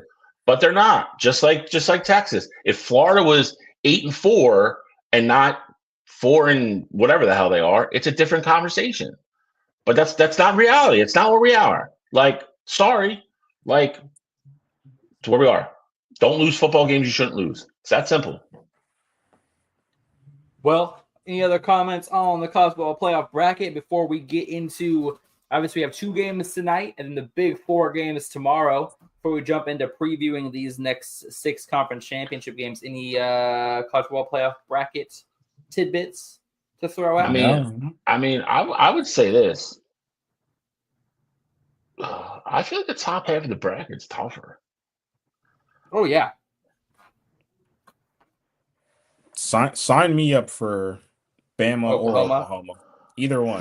You're fine there, but like I'm looking at more like Oregon is either Oregon and Texas Tech is either going to play each other, and then most likely you have to turn around and play Ohio State.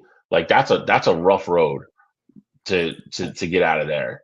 Well, you got to think though. To Alex's point, some of this stuff will. It's going to change. It's going to change. Ohio I know. State and Indiana probably won't be 1-2 moving forward there. So something there is going to. The only way that they stay 1-2 is if Texas Tech and Georgia, Texas Tech and Georgia both lose.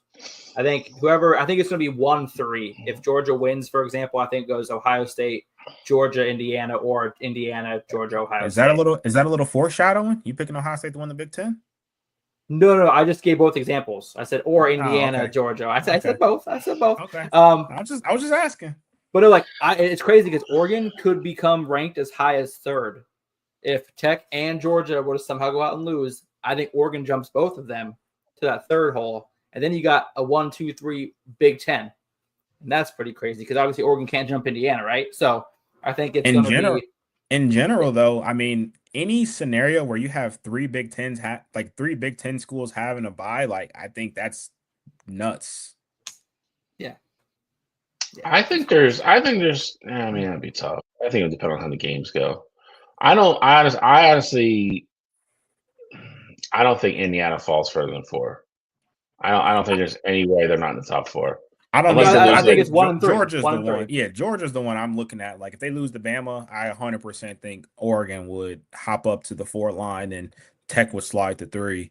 Then you got 3 Big Ten schools, and your 3 out of the 4 are taking care of the first round buys there, which Alex, it sounds like, doesn't want. I will gladly take that first round bye, get healthy after the Big Ten championship game. Yeah, but you have the Big Ten championship game. If we had no Big Ten championship game and then 2 weeks, that's crazy. You know what I mean? You're right. I'm just saying. That's crazy. As a school that's had a ton of injuries this year in Oregon, I'm just saying that there's 2 sides of the coin there for you. I get it. And I want Evan Stewart back more than you know. But hey, let's get into some previews because these games that are going on tonight, as soon as we're off the air, are going to matter for the college football playoff. It's going to set the table for the rest of the weekend. And that's obviously we have Troy versus James Madison. We got North Texas versus Tulane. What are we thinking about these games? Who do we have as far as the front runners go? Does James Madison have a chance to jump North Texas or Tulane? Or is it really going to come down to North Texas and Tulane for that last spot? I mean, James Madison, yeah. I mean, they need help, but I mean, I think they're going to boat race Troy in a couple hours. So, I mean, I think they're going to do their Troy. Stop.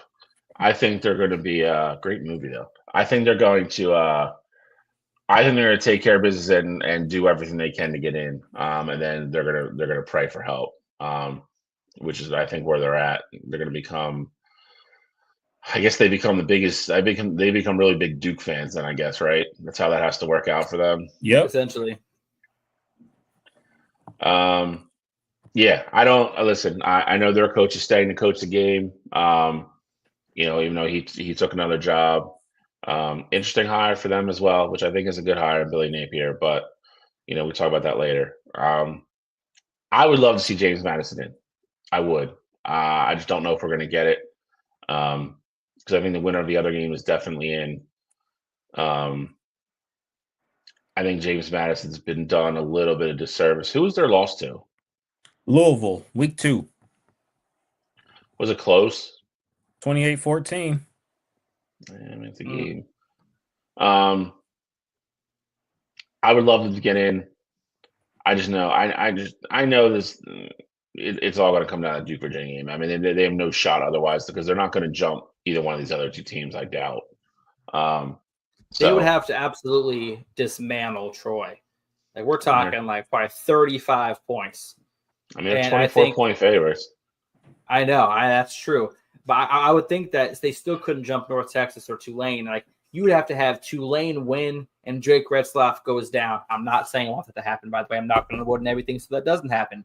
But like, I feel like it would have to be some sort of injury that, for example, that kept Florida State out of the college football playoff a couple of years ago. You know what I mean? Like if Jake Retzlaff gets hurt, is that enough to hold Tulane out?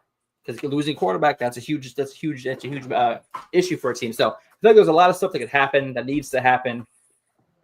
Obviously, Duke winning. I think that's a great point.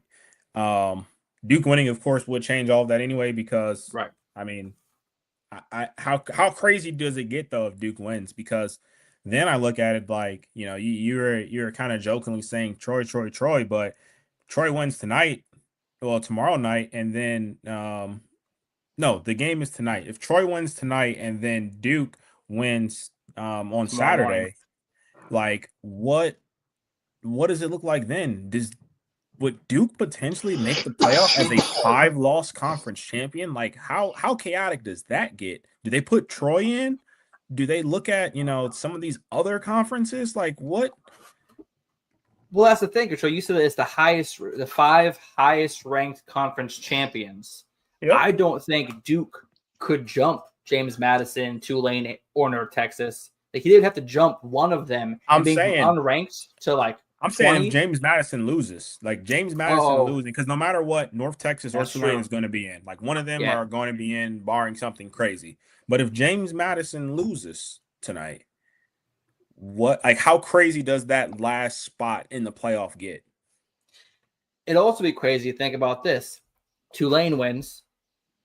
Darian Mensah left Tulane to go to Duke to have a better chance of getting into the playoff. If he actually pulls off a win there, he gets his old team into the playoff. It's just funny to me, like how everything's working out. It's fun. And then if Jake Retzlaff makes the college football playoff and BYU doesn't, it's just the storylines that are going to be solved this weekend are crazy. We're talking like soap opera epic. I'm looking at, does UNLV sneak into the playoff if Duke wins and Troy wins? Like, well, they play Boise State, UNLV? Is that Mountain West? Yeah. Hey, I'm cool with UNLV sneaking in. I was talking about UNLV earlier this year. Actually, I think in my preseason college football bracket, I had UNLV in. If I remember correctly. I think I did. So I'm actually, let's go UNLV, running Rebels. All right. See, Ole Miss Rebels, UNLV running Rebels. I'm cheering for the Rebels. All right. But no, there's just so many different scenarios that can play off for this. It's just, I'm excited for it. But let's do a quick little pick'em action. Obviously, the bread and butter of the weekend is next that we're going to talk about. But who do you guys have winning this weekend? Who do you think ultimately solidifies their way to the college football playoff?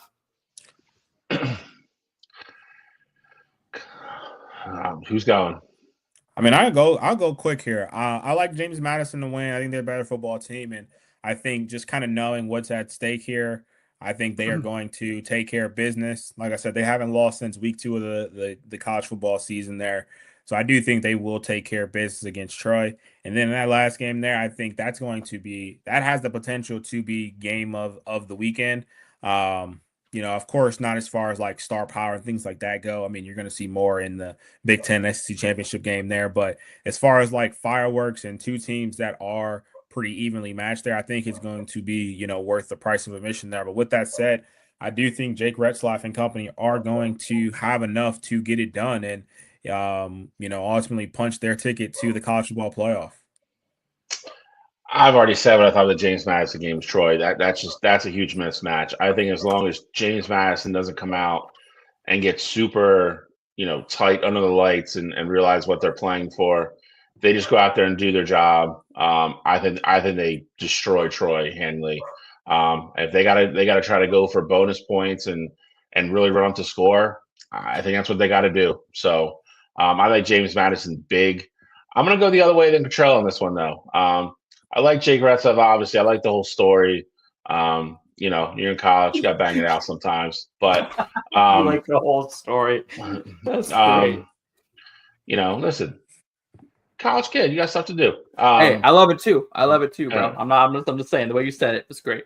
I love North Texas's offense though, and I've seen Tulane play a couple times this year, and their defense is at times can disappear is not the right word. So. I don't know if that's going to happen later tonight, but I'm going to go with North Texas. Love the running game. I think they control the clock a little bit, keep Retzlaff off the field a little bit. I'm going to go with North Texas. I don't think it's an upset. I actually think they're favored. But I will. They are by 2.5. 2.5. I'll go with North Texas. Yeah, for me, I really want to see Jake Retzlaff make it to the playoff and kind of be like, haha, BYU, I don't need you. Because you're right, it is a great story. It's hilarious. But North Texas, man, their offense with Drew, what's his name? Drew Mestemaker at quarterback. He has 4 interceptions on the season. Dude is a fantastic quarterback. I really like seeing him. His story is wild, by the way. Is it really? He's a walk-on. Never started a game before he got to college. That's this guy. Yes, that's him. I read about him at the beginning of the year, how North Texas was going. Yeah. That's this guy. Okay. North Texas, that's who I'm rooting for. I want to see this dude never played college football quarterback. First year takes him to the college football playoff. That's how you make a movie. Like that's a movie. Facts. I bet he's going to go to the Canadian Football League and then get picked up by some team and then win a Super Bowl. This kid is the future. All right, I'm cheering for North Texas to make a name for themselves against Tulane. No, it's going to be a great game, but I think North Texas. Some people make Rudy a movie. I think Drew's got it written all over. 25 years from now, you're going to see a Drew movie where he's just throwing footballs in the trash cans outside, and next thing you know, he's in the college football playoff playing Oregon in Eugene.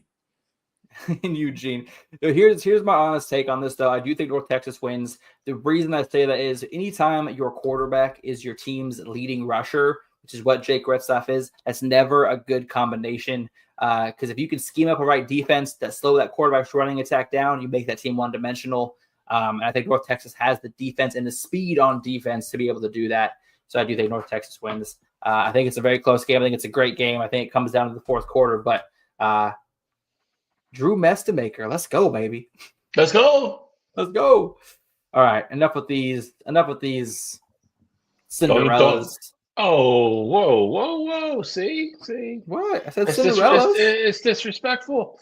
These teams have done what they needed to do to get in this position to have a chance. How dare you? James Madison shouldn't even be a damn Cinderella. 11-1 right now. They should be in the position of if they win the football game on Saturday, tonight they're clinching a spot.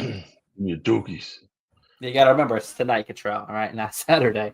But I keep forgetting. I'm so used to games all playing on Saturday. See, that's what happens. You're a kid, you don't sleep, you don't know what freaking day it is. I know what day here it we is. I'm just are. used to games all happening on Saturday. Important football games happening on Saturday. And I'm these sorry. games are important, and they're happening Saturday. These are the bread and butter of the weekend. We're talking about them by game order. So it starts off at 9 a.m. tomorrow with this one right here. Bill, take it away. Oh, it's 12 12 p.m. Jesus for your Christ. normal It's time zone. 9 a.m. for us West Coasters who have the best time zone for sports. The Big 12 title. Where is this? Is it Dallas? This is at AT&T Stadium. That's what I It is figured. already sold out, and if everybody shows up, this will be the most attended conference championship game in the history of college football. Yeah, I guess it's probably the biggest stadium they can. Yeah, it makes sense. Number 11, BYU, looking for revenge against the number 4 ranked, year ahead of schedule, Texas Tech Red Raiders. Defense has been dominant all year. If you watch this game when they played, I would say about a month ago in Texas Tech at Lubbock, defense just dominated. BYU could not get their offense rolling. Ton of pressure. Had to throw the ball off schedule all the time. Just was a disaster for BYU. BYU, clearly my darlings from last year. I'm going to wish them well again in this one. I just don't know if we're going to see that, if BYU can make that big of a change to turn around that game. Was it 29-7, something like that? Yeah, 29-7. And they only scored that 7 in the fourth quarter. So yeah, and pretty much garbage time. So it was almost a shutout. I don't think we're going to see that drastic of a turnaround. I would love to see BYU win because, again, I think it just throws a giant wrench into the rankings. They'd have to put them in. Notre Dame can kiss their season goodbye at that point. And Texas Tech's still a great football team. That being said, I'm going to take Texas Tech, though. I think that defense, especially that defensive line, is just going to cause trouble, just like it did in the first game. I don't think BYU is going to run the game. I'm going to run the ball effectively for 4 quarters. I think Texas Tech is just way too much defensively. And then offensively, once they got the passing game going, BYU was just all out of sorts. So I'm going Red Raiders here. Control. I'm also going with the Red Raiders. I just feel like, I saw this game. I don't have to think about what this matchup would potentially look like. I got to see it, and Texas Tech absolutely dominated in that football game. I do think this game will be a little bit more competitive. We talked about Bear Bachmeier and that being his first true test against, a top 10 defense in the country at that time frame, and it definitely showed. BYU also struggled to run the ball in that first matchup there. So I do think having that game, on film and just kind of getting to game plan off of that, I do think you're able to make some adjustments to see if that game get a little bit closer here. But I just think Texas Tech is the better football team here. And, I think they are in a position where, I said this stat a couple weeks ago, but Texas Tech, with their starting quarterback playing, they are undefeated this season, and they've won every game by 20-plus points. The one game that they lost, Baron Morton did not play, and it really came down to the last possession, and they almost won that football game there as well. So I think Texas Tech is a really good football team, and while I think this game is closer, I think Texas Tech is still going to do enough to get the job done and secure that first round bye. I mean, this is like I said, it's basically a home game for Texas Tech, as the game is in Texas.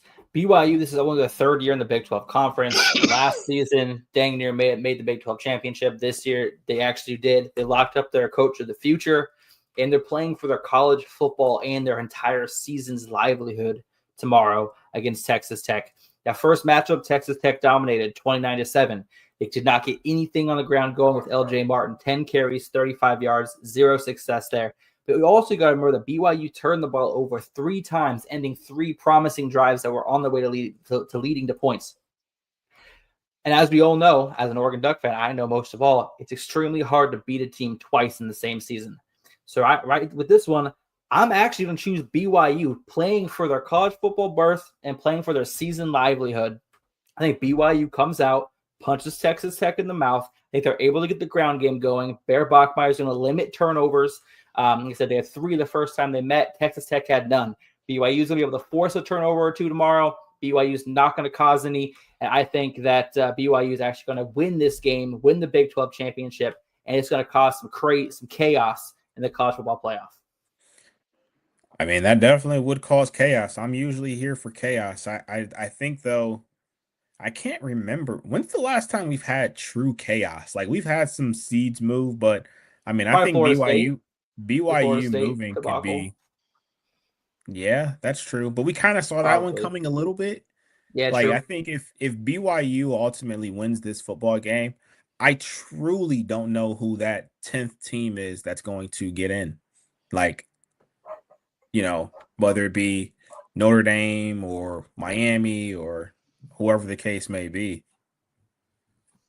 Yeah, so I got BYU winning this game. So you've all gone, yeah, on this one? Yeah. We're up to next. Boom. The SEC Championship. Mercedes-Benz Dome down in Atlanta, Georgia. As usual, just Atlanta or Georgia just keeps getting home games somehow. This is a big one. Again, this seems to me. I feel like if this was like a Nick Saban game, I feel like Alabama would win this game. That being said, Alabama has just absolutely struggled to run the football the last month. The Ty Simpson has been great and been gunning out wins. He's been doing it with Ryan Williams really not showing up.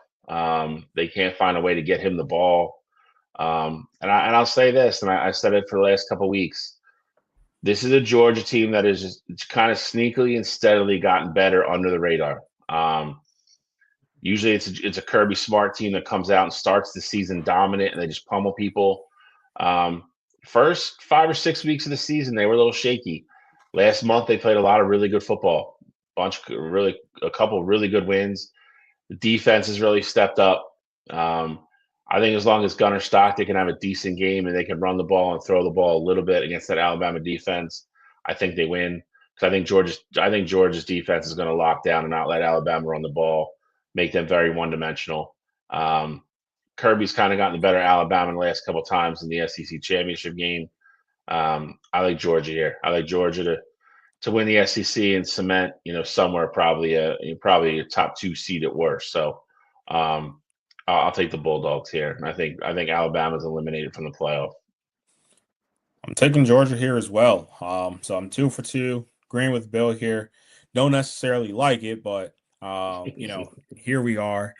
I think with Bama, though, they are in a position where, as well as I think Ty Simpson is playing, I think offensively, I still have a ton of question marks. Jan Miller went down in the game against Auburn last week, and I think that's a concern for me. I look at it as Ryan Williams was a top 5 receiver in all of college football last year, but the past month, he's turned into a ghost in that offense, and that's a huge concern for me. And I also think of it as Alex, you made the great point of with the last matchup. It's tough to beat the same team twice in the same season. And while I did pick Texas Tech in the game against BYU, I think it's a little bit different because of how one-sided that game looked. Well, if you remember earlier in the year when Georgia played Bama, Georgia basically blew this game away. Like, they should have won the football game, and they ultimately didn't. So I think that's on their mind here. I think they will be locked in, and with it being essentially that de facto home game, I do think Georgia will take care of business and secure a first round playoff bye here as well. Yeah, I mean, it's interesting here because obviously Alabama won the first matchup by 3, 24-21. Georgia was at home. This is another essentially a home game for Georgia as well. But for me, man, I got to look at the teams fighting for their life who know that there is no tomorrow unless they win. Just like our startup theme for Break the Huddle, just like the replacements, man, the Alabama Crimson Tide know that what they did against Florida State earlier in the year when they lost, that cost them a chance to guarantee themselves a spot in the playoff. But they know that they have a chance against Georgia tomorrow to step up. Alabama has been Kirby Smart's kryptonite for his entire career. Doesn't matter who's coaching. Nick Saban, Kalen DeBoer, it hasn't mattered. Alabama's found a way to beat Kirby Smart in Georgia. And I think, even though I said it, it's hard to beat a team twice. Bama's playing for more. And I think the way that Ty Simpson has been playing recently, I have a lot of confidence in him. I was talking really low about him at the beginning of the year, not really trusting his arm. And I hadn't seen enough of him. Now I've seen what he's done throughout the season. There's a reason why he's going to be a finalist in New York for the Heisman Trophy. And there's a reason why Gunnar Stockton is not.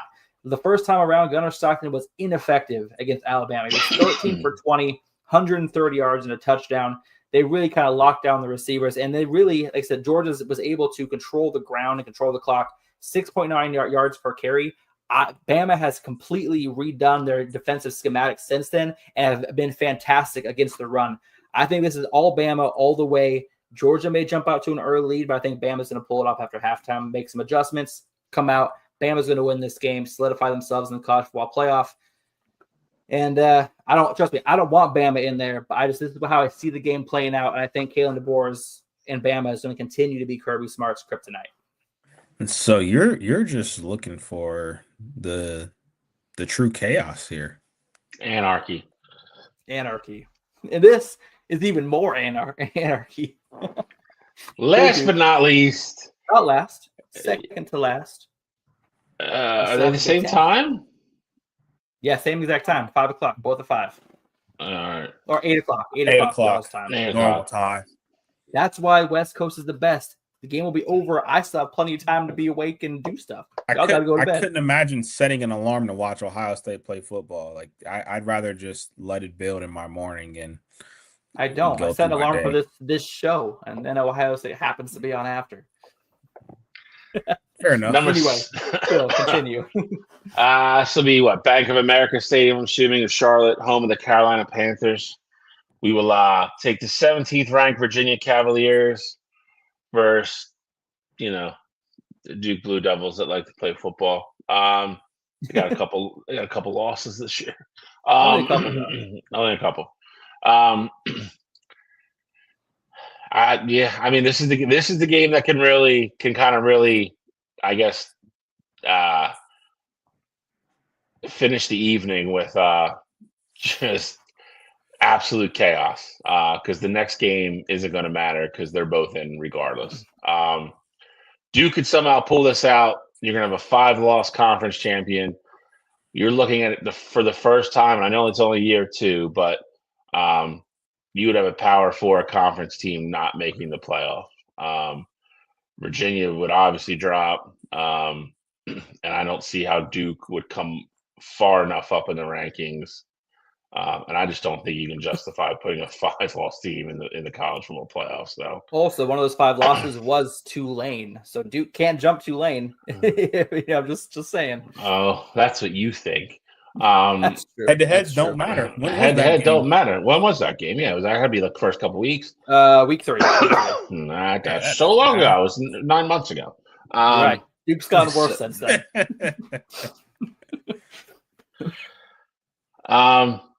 So listen, Virginia had a great moment earlier this year when they knocked off Florida State. Me and Cottrell were watching that game live together, and I still swear to this day, there's kids in the end zone out of the stands before the wide receiver from Virginia really caught the football. It was nuts. Great moment. And I've watched them. Honestly, they are so up and down.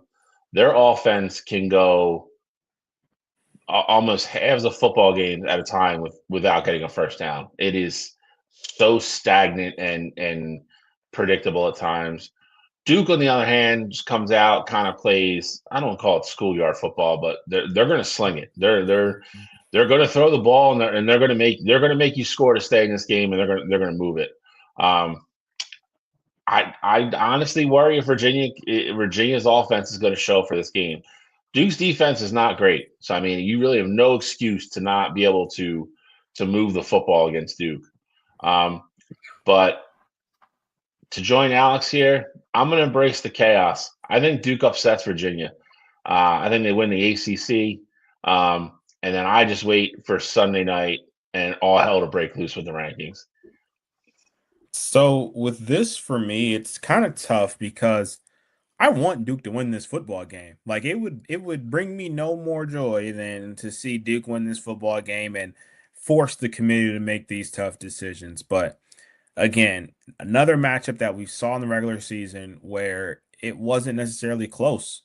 Virginia went to Duke and they handled their business. And I saw that game and they got it done. And their quarterback, Chandler Morris, threw 2 interceptions in that game and it didn't matter. And they still won by 3 possessions. So for me, I'm looking at it like, all right, well, now they're going to be on a neutral site, which would benefit Virginia in this case, as opposed to traveling, down to Duke playing in their home stadium. And I get it. Virginia's offense as a whole is Jekyll and Hyde. And some games they look good, some games they don't. And Duke has honestly had it going the last 2 weeks. Again, granted, it was only against North Carolina and Wake Forest, but their offense has had it rolling. They scored 49 and then 32 the week before that. So with that said, as much as I want Duke to win the football game, I am rolling with Virginia here. I hate to be boring, but I just think that Virginia, you talk about desperate teams and, previously Alex as well there. Like I do like that point there.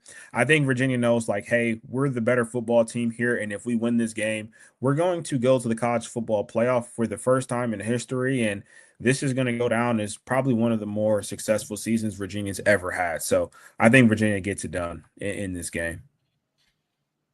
You know who's had a really good season that we really haven't talked about? Well, I think we've mentioned him a few times, but Darian Mensah, man, like 3,400 yards, 28 touchdowns, only 4 interceptions. The dude does not turn the ball over. And I don't trust Virginia's pass offense. And I don't trust Morris. I don't trust Chandler Morris at all. I know that the previous meeting he had 2 interceptions. I know this season he's got 14 touchdowns, 7 interceptions, 2 of them against Duke the last time out.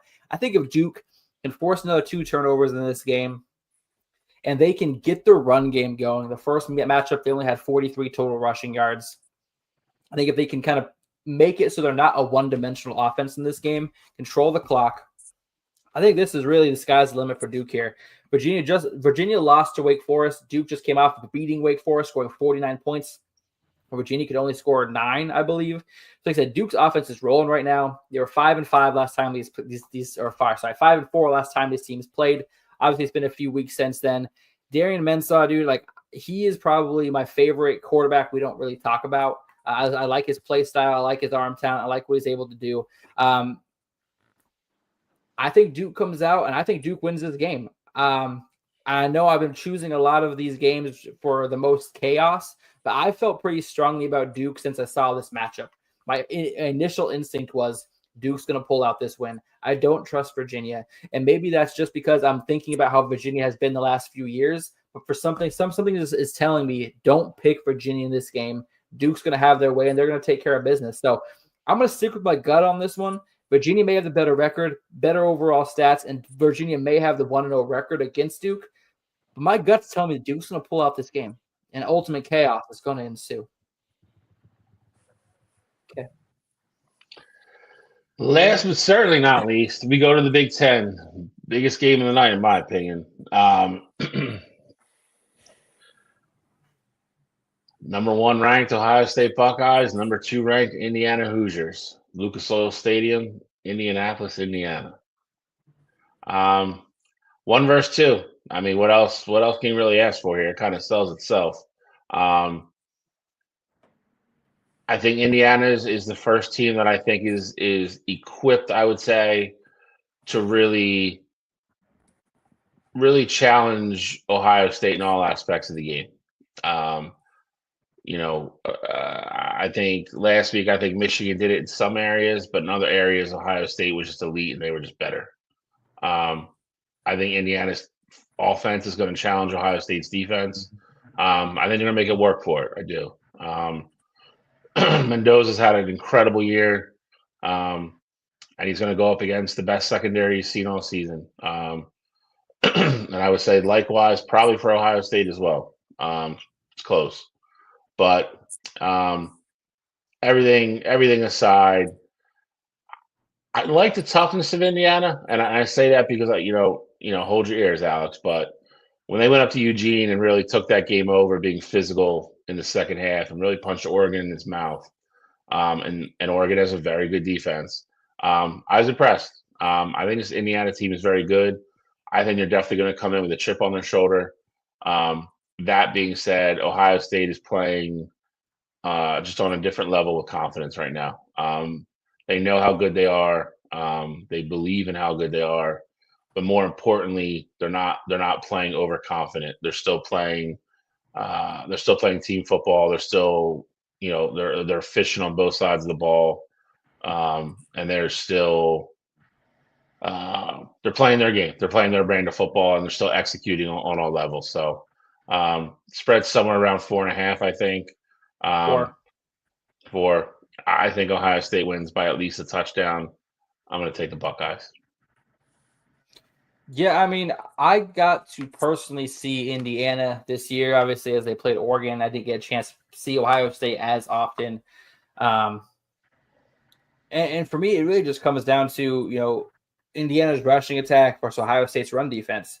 For an RFC, Mendoza had a fantastic season, but Indiana's offense really gets going from having a steady rushing attack, being able to establish themselves on the ground and having that open up the pass later in the game.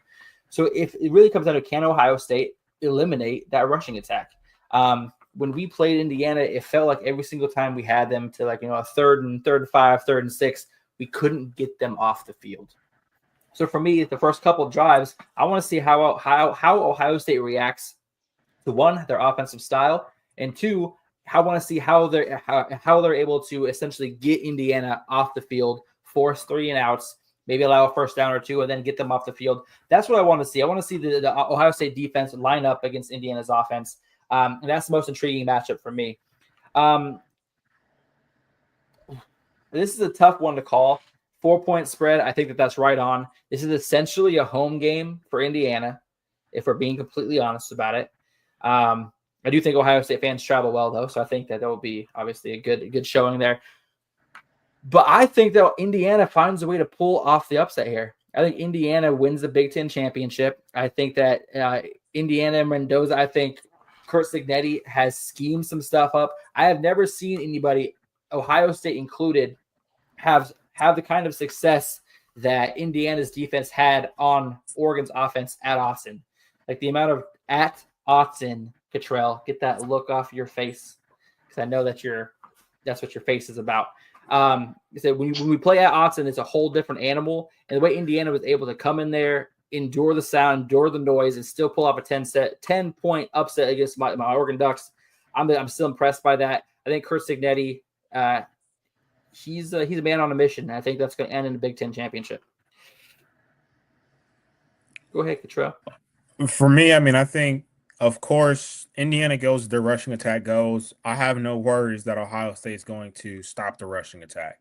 I do think, if anything, this is going to turn into Mendoza against Sand, and I do think Cignetti is going to let him, let it fly, essentially. So I think they got 2 really good receiver in Omar Cooper and Elijah Surratt, who Elijah Surratt had the big game in Austin, where it felt like every third down, that's who Mendoza was going after. So for me, I think that is the big thing to really look out for. And not to say that Indiana can't run the ball. Like, I 100% think that Indiana is a good team at running, but I think Ohio State's defense, the way they're equipped, it's going to be a lot of, just 3-yard runs here, 2-yard runs there, getting Indiana ultimately behind the sticks. And I think third down is going to be the critical part.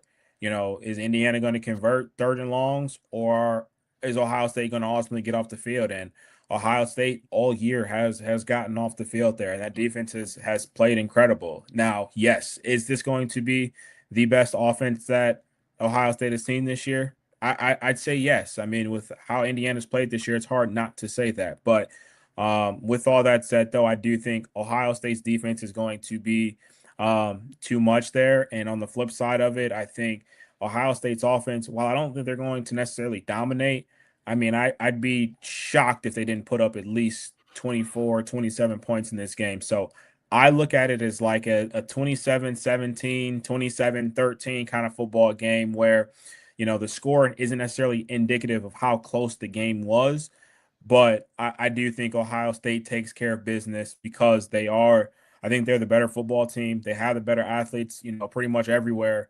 And I do think, where Indiana has success on the flip side of it, you do have to go up against that Ohio State defense there. And I mean, as good as Indiana's defense has been, I think it's going to be tough to stop Jeremiah Smith and Carnell Tate, because one way or another, I think they've shown you this season that if you take one away, the other one's going to eat, and you can't double both of them. And Julian Sand, to his credit, has been patient enough to where if it's not there with those two guys, he has no problem just dumping it off underneath and taking the 5 yards. Like, he doesn't chase the big play there. So one thing I'm very happy that Julian's been doing so far.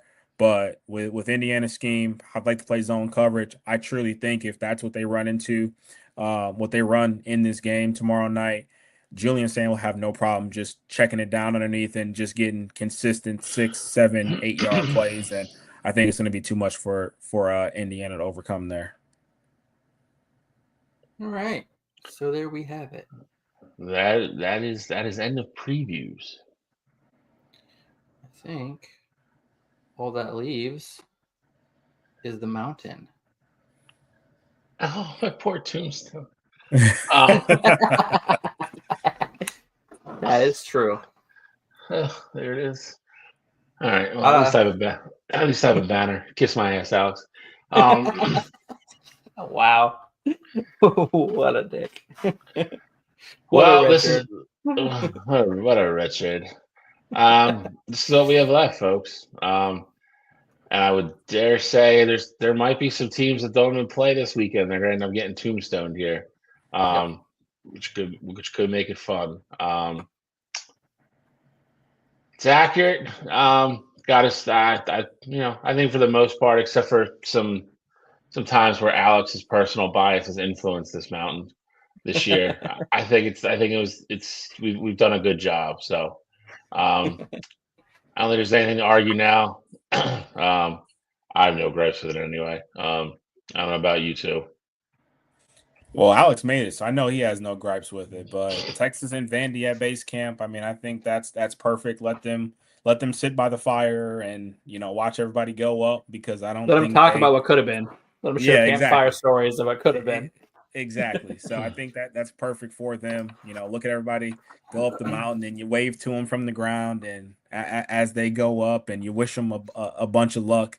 So I think that's perfect. But the one thing, though, that I will absolutely not let slide here is that we talked about it on the intro, but I will be damned if we go the entire episode and we don't have a recap of Ohio State beating Michigan this past weekend. I will be damned if that doesn't happen.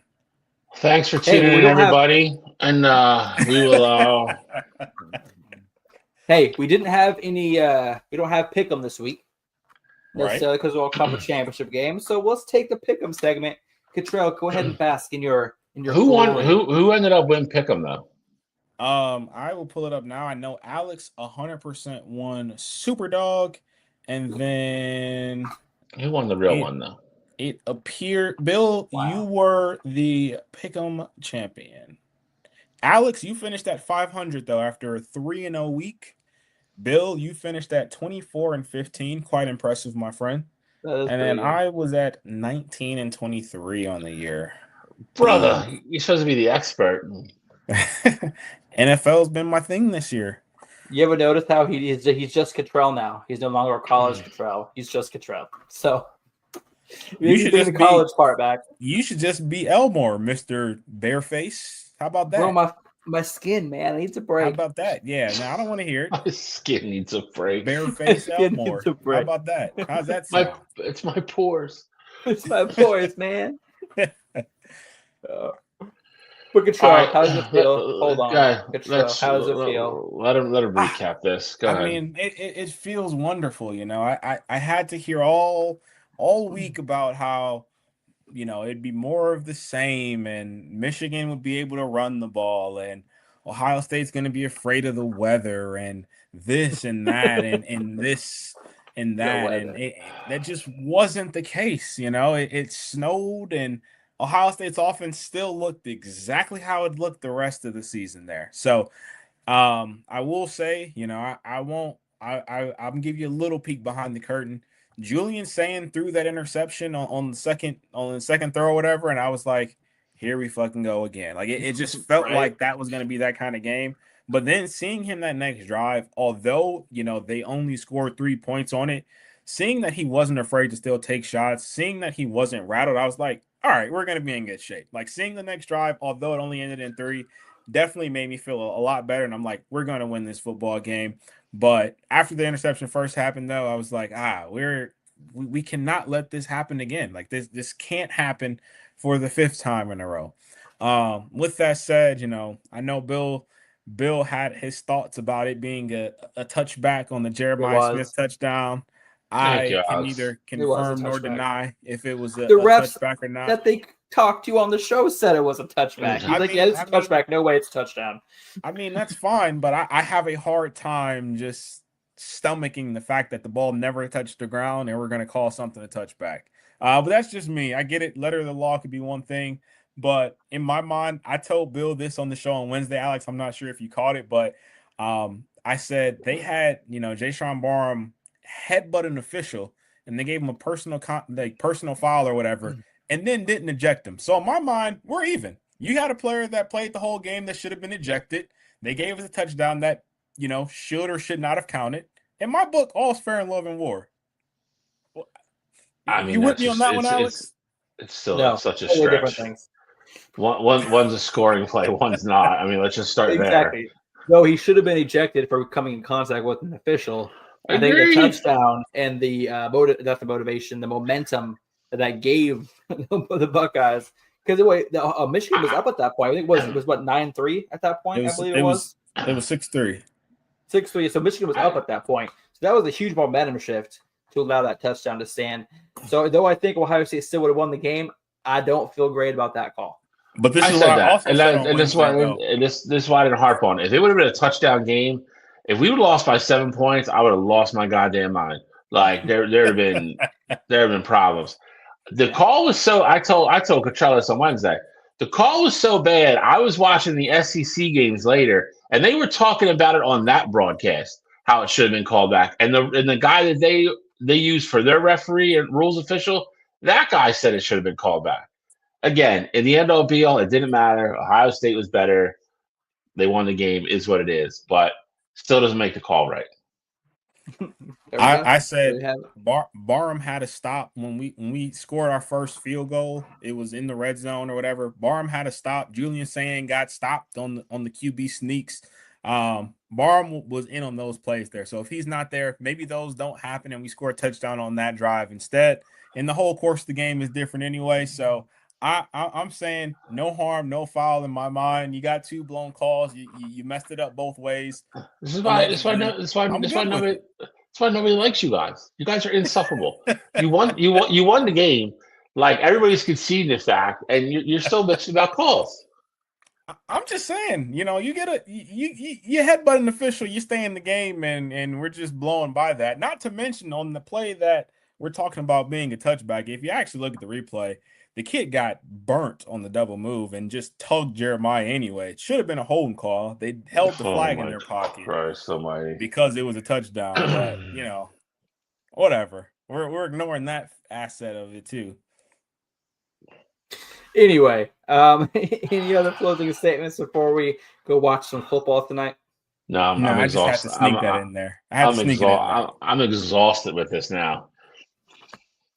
That's okay. Good. Well, you think about this for the next 365 days, and then we'll do this song and dance again. That's fine. I spent like 2,100 days thinking about how we beat you 4 in a row. I'm not worried.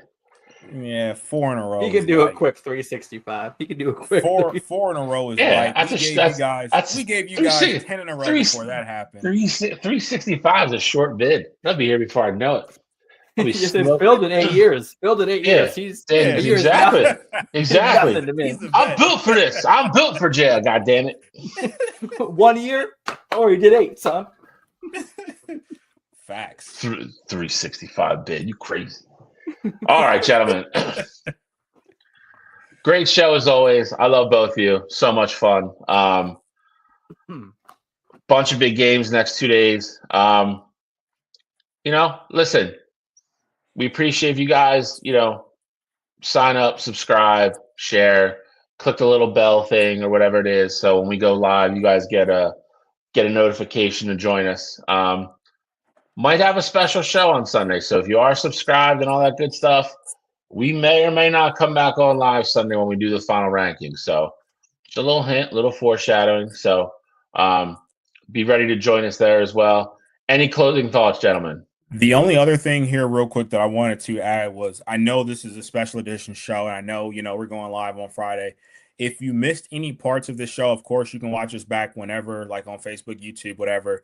But if you do want to, catch it kind of like a live rerun kind of thing, we will still be airing this exact same show in our normal time slot on Saturday there as well. So just kind of something to lock in with. And if you're catching this show, you got all the way to the end on Saturday and you're like, what the hell are these guys talking about? Today's Saturday. Well, you get it now that, we're airing the show Friday night and also in our normal slot on Saturday morning too. So just giving you guys that information there as well. And I got Great nothing. point. Got nothing? All right, boys. That is it. Enjoy the games tonight. Enjoy the games Saturday, and we'll see what happens on Sunday. Absolutely. I'm going to be vindicated on Sunday. Vindicated. You hope. I hope. I'm going to be all right, boys. See you on Sunday. You might be. All right. See you. All right, gents.